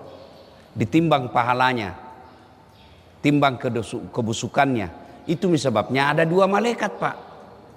Tidak dicampur itu dosa pahala. Kenapa? Masing-masing ditimbang nanti. Itulah makna dari ayat wala talbisul haqqa bil batil. Allah tidak mencampurkan antara yang hak dan yang batil. Hak-hak, dosa-dosa. Makanya banyak orang keliru. Kenapa kau belum sholat? Masih suka kak judi. Kalau kau judi, sholat, tidak sholat 2-0. Menang berdiri dosamu. Kalau kau sholat judi 1 sama. Mana bagus 1 sama 2-0? Kalau saya 0-2, tidak judi sholat lagi. Nah, Ibu, kenapa belum sholat? Masih suka gosip. Kalau kau sudah gosip, tidak sholat, 2-0 menang berdiri dosamu. Kalau kau gosip sholat 1 sama. Maka itu malaikat ada khusus mencatat kebaikan, ada khusus mencatat dosa. Kalau baik, malaikat kanan. Kalau dosa, malaikat kiri. Tidak dicampur. Nanti mati ditimbang. Timbang punya timbang, ternyata lebih berat pahalanya daripada dosanya, maka dia masuk surga. Makanya Pak, kalau Bapak yang sudah tua ini, yang sudah muka-muka sakaratil maut, kalau Bapak yakin banyak dosa, maka sekarang perbanyak tobat. Setelah itu syaratnya tobat itu kan ada 4. Menyesal, mengakui, tidak ulang, ganti kebaikan. Jadi tidak cukup dengan istighfar. Kenapa? Karena masih ada itu dosa. Dosa apa? Nah, dosa yang tidak diampuni Allah ada dosa kepada sesama manusia. Kalau dosa kepada Allah, selama Bapak menyesal, mengakui, tidak diulang, ganti dengan kebaikan, dosa apapun pasti Allah ampuni. Nah, setelah itu ganti kebaikan. Jadi dosa 5. Anggaplah kalau diangka ya, dosa 5, maka usahakan kebaikan 7. Supaya ditimbang berat amal. Saya tidak banyak dosa, Ustaz. Tidak banyak amal juga, imbang. Kalau Bapak tidak bisa banyak amal, jangan banyak dosa. Yang jadi masalah, banyak dosa kurang amal. Makanya kalau Bapak datang masjid, kasih banyak amal. Caranya 1, masuk masjid, langsung sholat tahiyatul masjid 2 rakaat. Seperti tadi. Masih ada waktu, sholat sunat fajar. Itu sholat sunat fajar Pak, kalau ditimbang nanti, lebih berat itu 2 rakaat daripada dunia dan isinya. Oh, bayangkan, ada di sini punya dunia. Ada di sini punya tanah 20 hektar. Ada? Tidak ada. Tapi sholat 2 rakaat sebelum masuk waktu subuh, itu lebih berat timbangannya yang 2 rakaat daripada dunia dan isinya. Nah, coba kalau mau sholat itu, nagoda kau lagi setan. Sudah mi. 2 mu. Cukup mi itu, cukup mi. 2 mu. Itu setan itu Pak. Anggaplah Bapak sholat, kau pikir setan menyerah? Tidak. Jangan kau baca surat pendek, Al-Fatihahmu saja. Sudah itu, nagoda kau lagi cepat-cepat kau. Akhirnya kita ruku cepat. Subhanallah, Allahu Akbar. Itu setan itu. Anggaplah bacaannya Bapak bagus, kira setan menyerah? Tidak. Nah, bisik kau lagi dalam hati. Assalamualaikum warahmatullahi. Assalamualaikum warahmatullahi. Nah, bisik kau setan. Wih. Kau paling hebat dalam sholat, kau paling alim ini. Sombong. Masuk setan. Nah Bapak, kalau begitu perbanyak amal. Istighfar. Apakah karena dosa orang istighfar? Tidak. Kalau dosa orang istighfar, Nabi tidak perlu istighfar. Kenapa? Tidak ada dosanya. Tapi hadis membuktikan Nabi 1 kali duduk 100 kali istighfar. Tidak ada dosanya itu Pak. Nabi 100 kali istighfar. Tidak ada dosanya. Kita tiada hari tanpa dosa. Tidak pernah istighfar. Istighfar ji tapi tidak ikhlas. Itu pun tidak ditahu apa Nabi bilang. Astagfirullah. Astagfirullah. Astagfirullah. Apa artinya itu? Supaya berbekas itu istighfar Pak. Coba beda praktek ini. Istighfar usap dada. Coba beda praktek. Bapak hilap. Bapak tahu tadi saya dagang, saya tipu, ada orang saya pembeli, saya tipu. Istighfar. Jangan coba bilang astagfirullah. Coba beda Pak. Astagfirullahaladzim. Wa atubu ilaihi. Usap dada. Pasti berbekas. Tiba-tiba ada rasa sombong. Mau dikata, ria, ujub. Astagfirullah. Pasti berbekas. Cuma kadang-kala kita zikir tidak jelas apa kita bilang. Coba lihat kalau di masjid. Zikir ki. Sama-sama subhanallah saya baca. Sama-sama 33. Sama-sama 33. Sama-sama mulainya. Saya baru 11 habis media. Karena bilang saja. Sembilan. Apa artinya itu sembilan? Pantas ibu rajin zikir, rajin tong gosip. Bapak rajin zikir tapi masih suka makan riba. Kenapa? Istighfarmu tidak berbekas. Coba Mi. Rata-rata itu begitu di masjid. Apa itu sunna? Apa artinya beda? Coba terjemah kami. Arab bingung, bahasa Indonesia juga tidak jelas.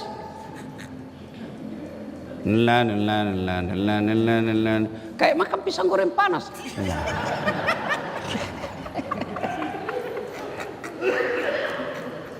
Ya, mudah-mudahan selesai dengar ceramah ini mulai perbaiki istighfarnya. Astagfirullah. Mau ki panjang-panjang? Astagfirullahaladzim wa atubu ilaihi. Mau panjang lagi? Astagfirullahaladzim wa atubu ilaihi.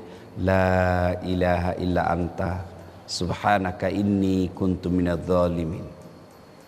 Tapi mau ki lebih sahdu? Astaghfirullah Rabbal baraya. Astaghfirullah minal hatoya. Itu bapak-bapak yang sudah mapan, sudah punya rumah, ya, anak sudah pada jadi, alhamdulillah tidak ada utang, bisa hidup. Selesai sholat maghrib Pak Jamaki lagi pulang, tunggu mi sholat isya. Beda yang masih muda-muda, masih perlu cari uang untuk beli rumah, masih perlu beli uang, cari uang supaya anaknya bisa sekolah. Tapi kalau bapak yang sudah 65, 70, sudah jalan semua usaha, biar bapak tidak mengalir juga rezeki. Sudah jangan lagi dikasih bodoh-bodoh setan. Kalau sudah pensiun Pak, itu Allah kasih umur, rezeki, itu maknanya sudah mi, urusan dunia berhenti kok. Saatnya urusan akhiratmu kasih banyak. Apa Nabi bilang? Ya alhamdulillah pensiun mah ada mi anuku ustaz. Sawahku tempatku nanti pergi di sawah. Ada mi kebunku tempatku nanti sisi waktu tua. Masjid masuk isu tua. Bukan lagi di kebun, di masjid. Tunggu isya, di situ tobat paling baik. Karena Nabi di situ lakukan. Nunggu isya, bapak tinggal di masjid. Selesai salat maghrib, bapak salat sunat awwabina namanya. Salat taubat, 2 rakaat sunnah, 4 rakaat bagus, 6 rakaat lebih bagus lagi. Apa bacanya? Sama bacaan bahasa salat biasa. Cuma beda niat. Sholli sunatal taubat rakataini lillahi ta'ala. Allahu Akbar. Saya sengaja salat sunat taubat 2 rakaat sunnah hukumnya bagi saya. Allahu Akbar. Wakat temas sampajat taubat. Sunnah iriseseku. Nasabak pungallahu ta'ala. Allahu Akbar. Itu juga kau tidak tahu bila aku saja. Tuhan salat taubat ya. Allahu Akbar. Sudah nih. Itu enaknya itu Tuhan. Semua anak tahu. Itu Tuhan tidak nak kasih susah ki. Cuma kalau mau ki solat, nak busuk lagi setan. Jamu ko ndak tahu salinya. Jamu ko ndak tahu salinya. Itu setan itu. Nah, sudah, Bapak sholat sudah taubat 6 rakaat, pasti waktu maghrib tinggal, waktu isya tinggal 20 rakaat, 20 menit. Tinggallah istighfar. Astagfirullah, astagfirullah, astagfirullah, astagfirullah, astagfirullah. Maka Pak, ada sekarang ibu-ibu terutama, ada itu sekarang itu tasbih digital. Ini kasih begini-begini. Itu bagus sekali itu, ada angkanya. Coba kasih takbir, kasih target. Selesai sholat maghrib, tunggu isya, 1000 kali istighfar. Kalau Bapak sudah tua, menyesal, semua dosa-dosa dilakukan menyesali. Tidak makan maki uang riba, tidak suka ganggu orang, tidak ada midosata, ditutup hidup tak dengan selalu istighfar. Apa alasannya Tuhan tidak ampuni ki? Nah, Tuhan sudah bilang, innallaha yuhibbut tawwabina. Saya cinta kepada hambaku yang bertobat. Banyak dosaku, kata Allah, lebih banyak dosa ampunanku daripada dosamu. Bahkan dalam hadits qudsi Allah katakan, kau datang bertobat dengan jalan, saya sambut kau dengan berlari. Dosamu penuh dunia, ampunanku penuh dunia dan langit.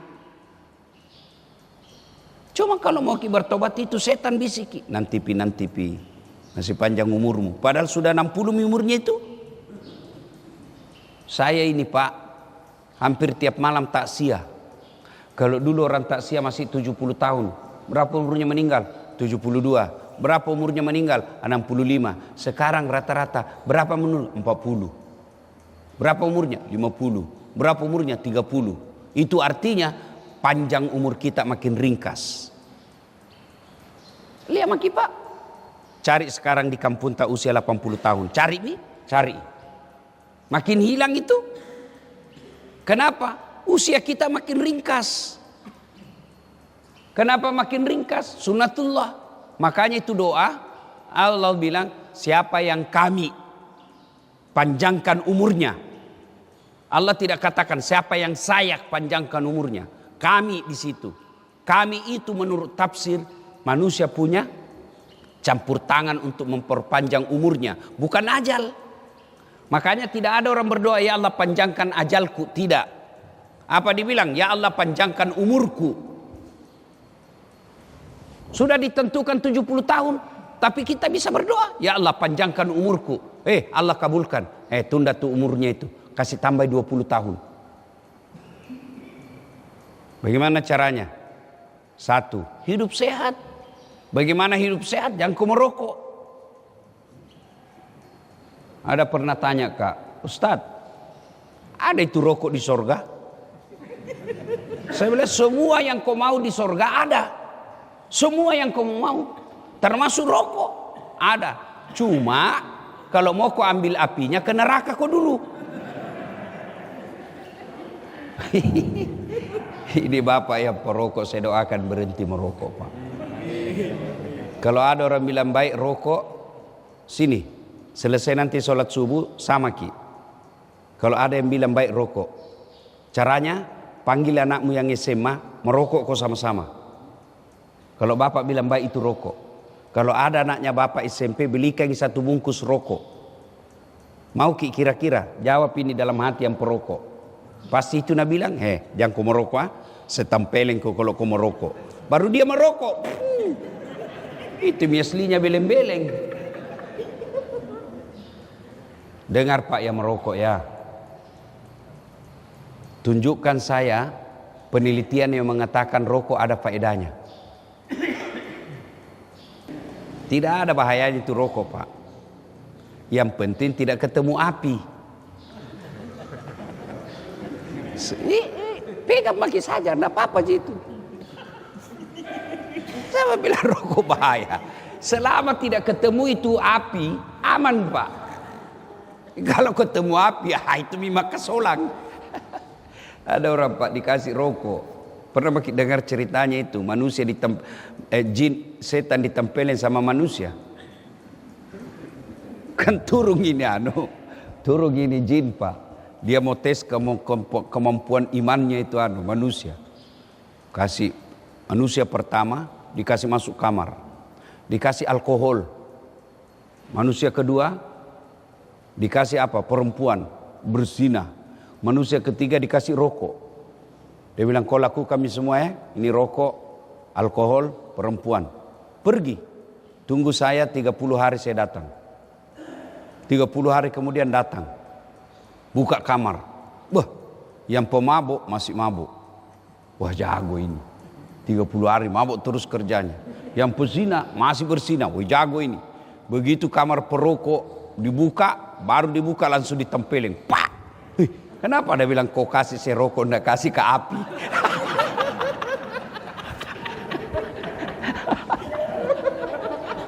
Mupa bebek kak. Bapak yang merokok saya doakan mudah-mudahan bapak berhenti merokok pak. Ya, tidak ada itu faedahnya itu rokok pak. Dan itu perokok, bayangkan pak, dikasih iklan. Lihat itu iklannya, itu perokok itu dibungkusnya ditusuk lehernya pak. Bayangkan, tidak mempan itu. Dan kalau dinasehati Pak Namusuiki, itu kerasnya itu pengaruhnya itu rokok Pak. Saya doakan mudah-mudahan Bapak berhenti. Uangnya itu pembeli rokok, tabungi Pak, berdoa Ki, ya Allah kasih kemampuan berhenti, saya mau umroh. Kalau niatnya berhenti mau umroh, masa Allah tidak kasih kekuatan. Sudah itu, jangan lagi lihat-lihat. Begitu kita bilang, anu dulu dikurangi ji Ustaz, tidak bisa kau berhenti. Kalau kau bilang kau kurangi ji itu masih merokok kau namanya. Nah bilang ada orang yang bilang tidak bisa kan tidak merokok, bohong kok. Buktinya Ramadan bisa kau tidak merokok. Iya toh? Kenapa bisa tidak merokok siang Ramadan? Karena dia yakin berdosa. Cuma karena ini ada tuh ulama bilang makruh. Setelah saya pelajari, oh yang bilang makruh dia juga merokok. Ya Bapak Ibu saudara-saudara sekalian, nah supaya doa tercepat diijabah, istighfar. Sudah Ustaz saya istighfar? Pasti doa, semua doa dikabulkan Pak, semua doa. Cuma cara mengabulkannya ada 4. Pertama, apa yang dia minta langsung Allah kasih. Itu namanya taufik. Saya mau mobil, Allah kasih, taufik namanya itu. Saya mau sehat, Allah sehatkan, taufik namanya itu. Saya mau poligami, Allah kasih. Allah kasih, tapi istri tidak kasih. Nah ini yang sembunyi-sembunyi Pak. Ya itu taufik namanya. Yang kedua, Allah kasih tapi dalam bentuk yang lain. Bapak-bapak, anak 11 tahun minta dibelikan motor. Bapak belikan tidak? Bapak belikan motor? Berarti bapak tidak sayang. Sayang. Justru sayangnya saya tidak belikan motor. Kenapa? Bahaya. Nah, jam aku saya belikan motor, nah saya belikan kau laptop. Kau pakai belajar. Itu namanya Allah kabulkan dalam bentuk yang lain. Sama saya Pak, 2014 ikut kapil wali di Makassar. Pil wali kota paling ramai, 10 pasang calon waktu itu. Kalah tidak, cuma yang menang lebih banyak suaranya. Saya tidak mau dibilang kalah, belum tentu dia lebih hebat dari saya. Cuma dia lebih banyak suaranya. Allah tahu, dah saat jamu kau jadi pejabat, setengah mati kau hormat. Datang ke Polres, hormat kau lagi. Siap komandan. Saya baru-baru dari New York Pak. Bapak tahu New York? Timika terus. Naik pesawat. Itu orang di Amerika kalau hormat Pak, begini caranya hormat. Semua untuk negara. Masya Allah. Bapak Ibu saudara-saudara sekalian, kalau saya jadi pejabat waktu itu setengah mati mau hormat. Datang gubernur, siapa gubernur? Datang presiden, siapa presiden? Dijemput, mau datang menteri, kita pergi bandara. Sekarang saya jadi ulama, mereka semua yang hormat sama saya. Kenapa? Allah kasih yang terbaik. Kalau ada di sini anaknya daftar akpol, tidak lulus 3 kali nih, itu caranya Allah halangi kok sampai 3 kali. Kenapa? Allah tahu bukan di situ yang terbaik. Saya kan daftar juga kedokteran. Waktu ku tamat SMA 3 kali pak, 3 kali sama Tonga Kabri, 3 kali. Bimbingan tes mak 1 minggu 1 bulan, privat namanya. Waktu saya SMA jurusan fisika 1 yang paling hebat di SMA waktu itu. Salat tahajud ke 40 malam berturut-turut. Gimana caranya? Mulai Ramadan kan 30 memang nih, Syawal 10. Saya berdoa, ibu bapakku doakan kak, saya nasar puasa 7 hari kalau lulus. Pengumuman, ndak lulus. Saya coba lagi tahun depan, ndak lulus lagi. Coba lagi, ndak lulus. Seandainya 5 kali saya daftar. Cuma batasnya cuma 3 kali. Saya lulus di Sospol. Ya Allah, kenapa kau ndak kasih lulus kak jadi dokter? Nah kau tidak rugi jadi Tuhan kalau saya jadi dokter. Allah tahu. Pulang aku lihat terberakangi pak di depan Universitas Al-Ghazali. Sekarang namanya Universitas Islam Makassar. Al-Ghazali dulu namanya. Berceceran darah di aspal pak. Saya turun tolong dia. Dia yang tabrakan, saya yang pingsan. Ternyata saya tidak bisa lihat darah sampai sekarang pak.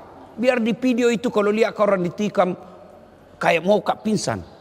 Seolah-olah Allah bilang, bagaimana kau mau jadi dokter? Kau tidak bisa lihat darah dah saat. Temanku yang lulus pak tugas di Kepulauan Aru. Beberapa tahun yang lalu mau lebaran saya telepon, pulang ke lebaran? Tidak.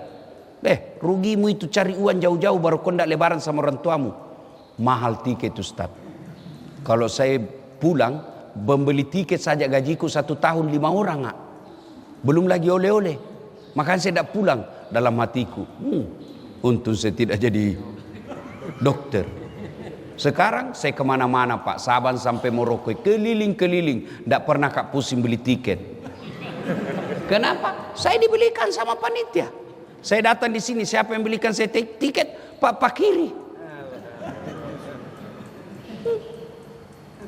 Allah kasih yang terbaik. Jadi yang kedua, Allah kabulkan doa tapi dalam bentuk yang lain. Yang ketiga, Allah kabulkan tapi ditunda. Bapak tahu Prabowo? Bapak tahu Prabowo? Nggih.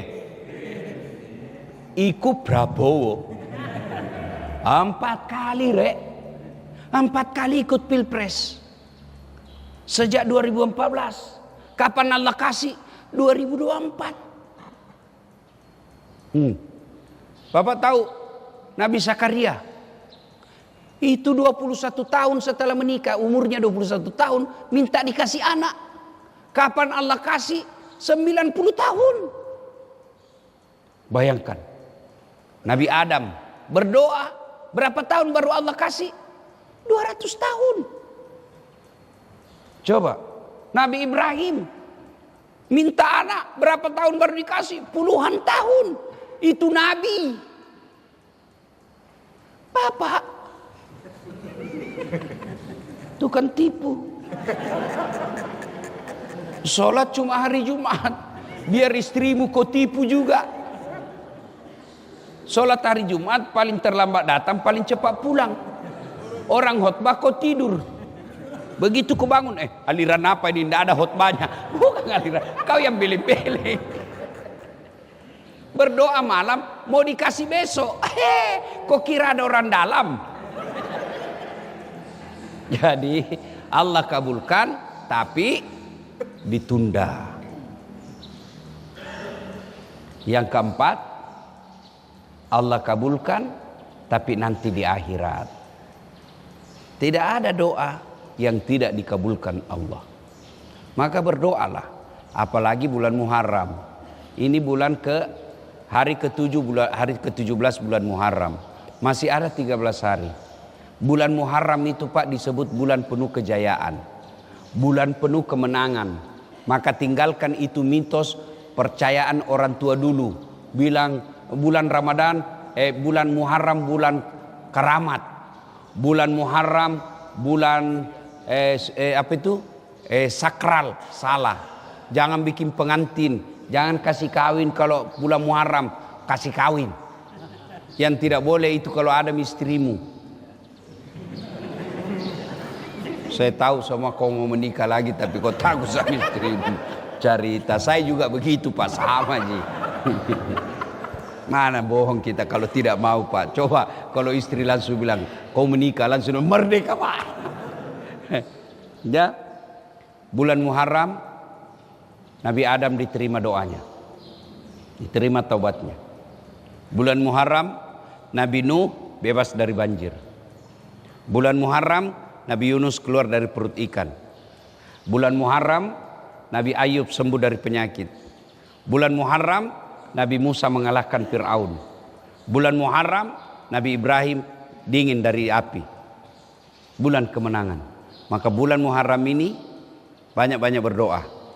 Yang kedua, banyak istighfar. Yang ketiga, perbanyak sedekah. Itu meraih kemenangan di bulan Muharram, sedekah. Terutama bapak-bapak yang sudah tua.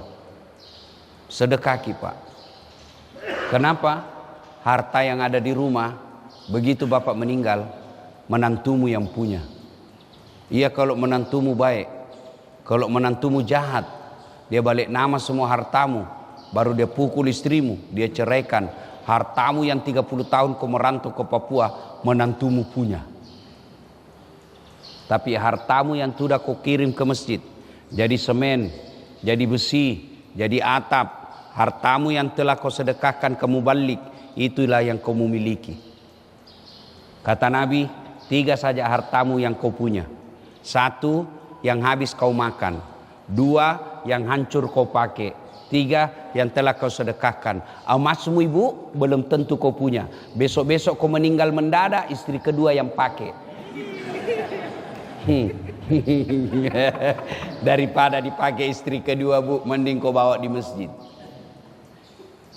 Apalagi kalau ibu selalu halangi suaminya sedekah, itu setan, itu istri. Bapak masih ingat kisahnya Ibrahim ketika dia mau kan datang itu setan nagoda istrinya, hajar, makanya dilempar sama setan. Itu istri itu bisa jadi setan. Hari Jumat bapak sudah kantong 500.000, minta sama istri, bu kasih ke bajuku, nada apa? Kenapa ini di kantongmu ada 500.000? Untuk apa? Itu mesti mau dibelikan semen. Sok kaya juga kau itu. Begitu bapak bilang, ala dipale, ndak ada gunamu jadi laki-laki kalau takut kau sama istrimu. Saya heran kalau ada laki-laki takut sama istrinya, ndak masuk di akalku. Bagaimana caranya kau takut sama istrimu? Nah kau yang cari uang.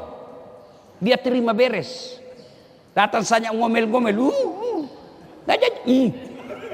Nggak masuk sekali saya di akalku Pak. Menangis sih, kenapa kalau menangis sih?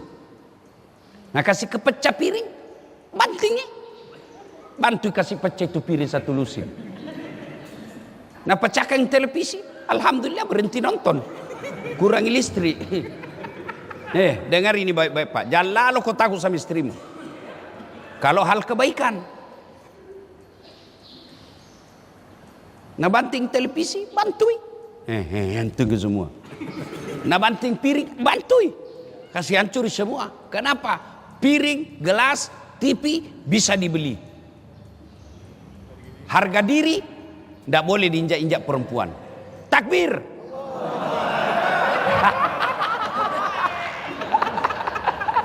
Ini semua yang takbir itu yang takut sama istrinya.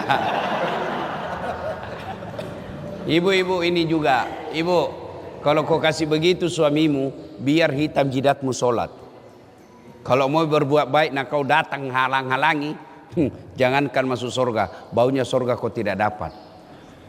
Saya heran kalau ada perempuan kasar sama suaminya. Saya mau tanya ke ibu, pernah rasakan hamil? Pernah ibu? Enak? Wah menderita 9 bulan kau tidak bisa tidur, tengkurap. Mopan no? Matampuk kau mopang. Wah. 9 bulan. Pernah rasakan melahirkan ibu? Pernah? Ada enggak ibu-ibu melahirkan senyum? Enggak ada senyum biar kaya mah. 3. Masih ingat waktu menyusui, Bu? Waktu menyusui, waktunya 7 bulan, gatal-gatal lagi giginya.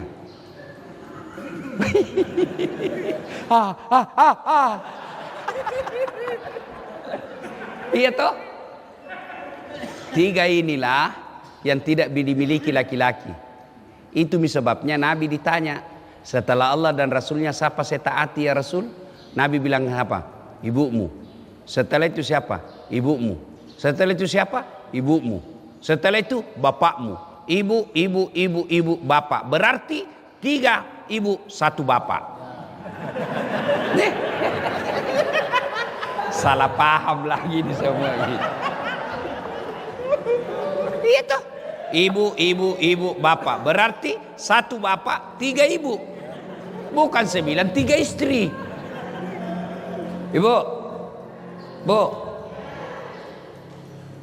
siapa yang mengandung suamimu? Ibunya. Siapa yang melahirkan suamimu? Ibunya. Siapa yang menyusui dulu? Bukan sekarang. Siapa yang menyusui suamimu dulu? Ibunya. Sekarang tolong jawab dengan jujur. Siapa yang ngambil uangnya suamimu? Istrinya. Tidak nak kasih itu ibunya. Kalaupun nak kasih sembunyi-sembunyi kasihan. Karena menantunya kayak popo. Datang mertuanya dari Sulawesi, baru tiba kasihan masuk rumah. Kapan datang, Mak? Baru, Nak. Kapan pulang? Kalau ada istrimu begitu, Pak, langsung kau ceraikan. Itu misteri pembawa sial itu begitu. Merantau sampai sekarang kau tidak bisa beli rumah, salah satu sebabnya karena istrimu tidak menghormati mertuamu. Ya? Nah, ibu bapak, saudara-saudara sekalian, bulan Muharram banyak-banyaklah berdoa. Supaya cepat dikabulkan doa, banyak bersedekah. Ibu-ibu, ya, kalau hari Jumat bikin kue di rumah. Bikin nasi bungkus, kirim ke masjid, biar 5 bungkus, kirim. Sambil berdoa, ya Allah, mudah-mudahan 5 bungkus ini Jumat depan bertambah. Coba Mi, tidak ada orang itu miskin kalau rajin sedekah, tidak ada.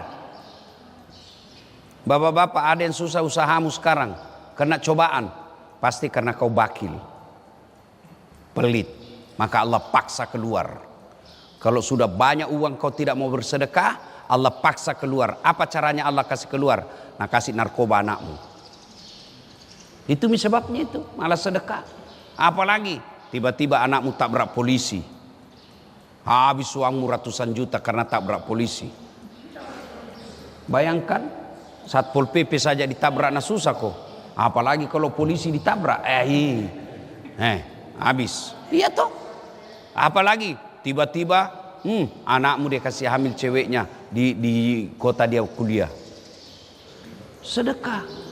Bulan Muharram ini salah satu anjuran Nabi, perbanyak bersedekah. Ya, mulai dari ibu-ibu yang sederhana, nasi bungkus, bapak-bapak beli sandal jepit 10, pasang di sini dari masjid, dari tangga masjid ke toilet. Nah, curi orang, alhamdulillah, berarti Allah ada yang suka itu sandal. Selama dia pakai, bapak dapat pahala. Dia tak dapat dosa karena mencuri. Hilangi 10, berarti Allah mau kau tambah lagi 10. Tambah banyak amal. Awak bersedekahlah. Karena yang kita miliki nanti di akhirat di kubur, harta yang telah kita sedekahkan. Semua yang kita tinggal tidak akan. Ya, ibu-ibu yang punya kudung banyak, ngapain kau simpan banyak? 2 saja kau pakai 1 hari, dibilang kegila. Kudung 30, kasih orang yang baru mau pakai kudung. Insya Allah itulah yang menjadi amal dan Allah pasti tambah. Bapak ibu saudara-saudara sekalian, ini saja tausiah kita, mudah-mudahan ada manfaat.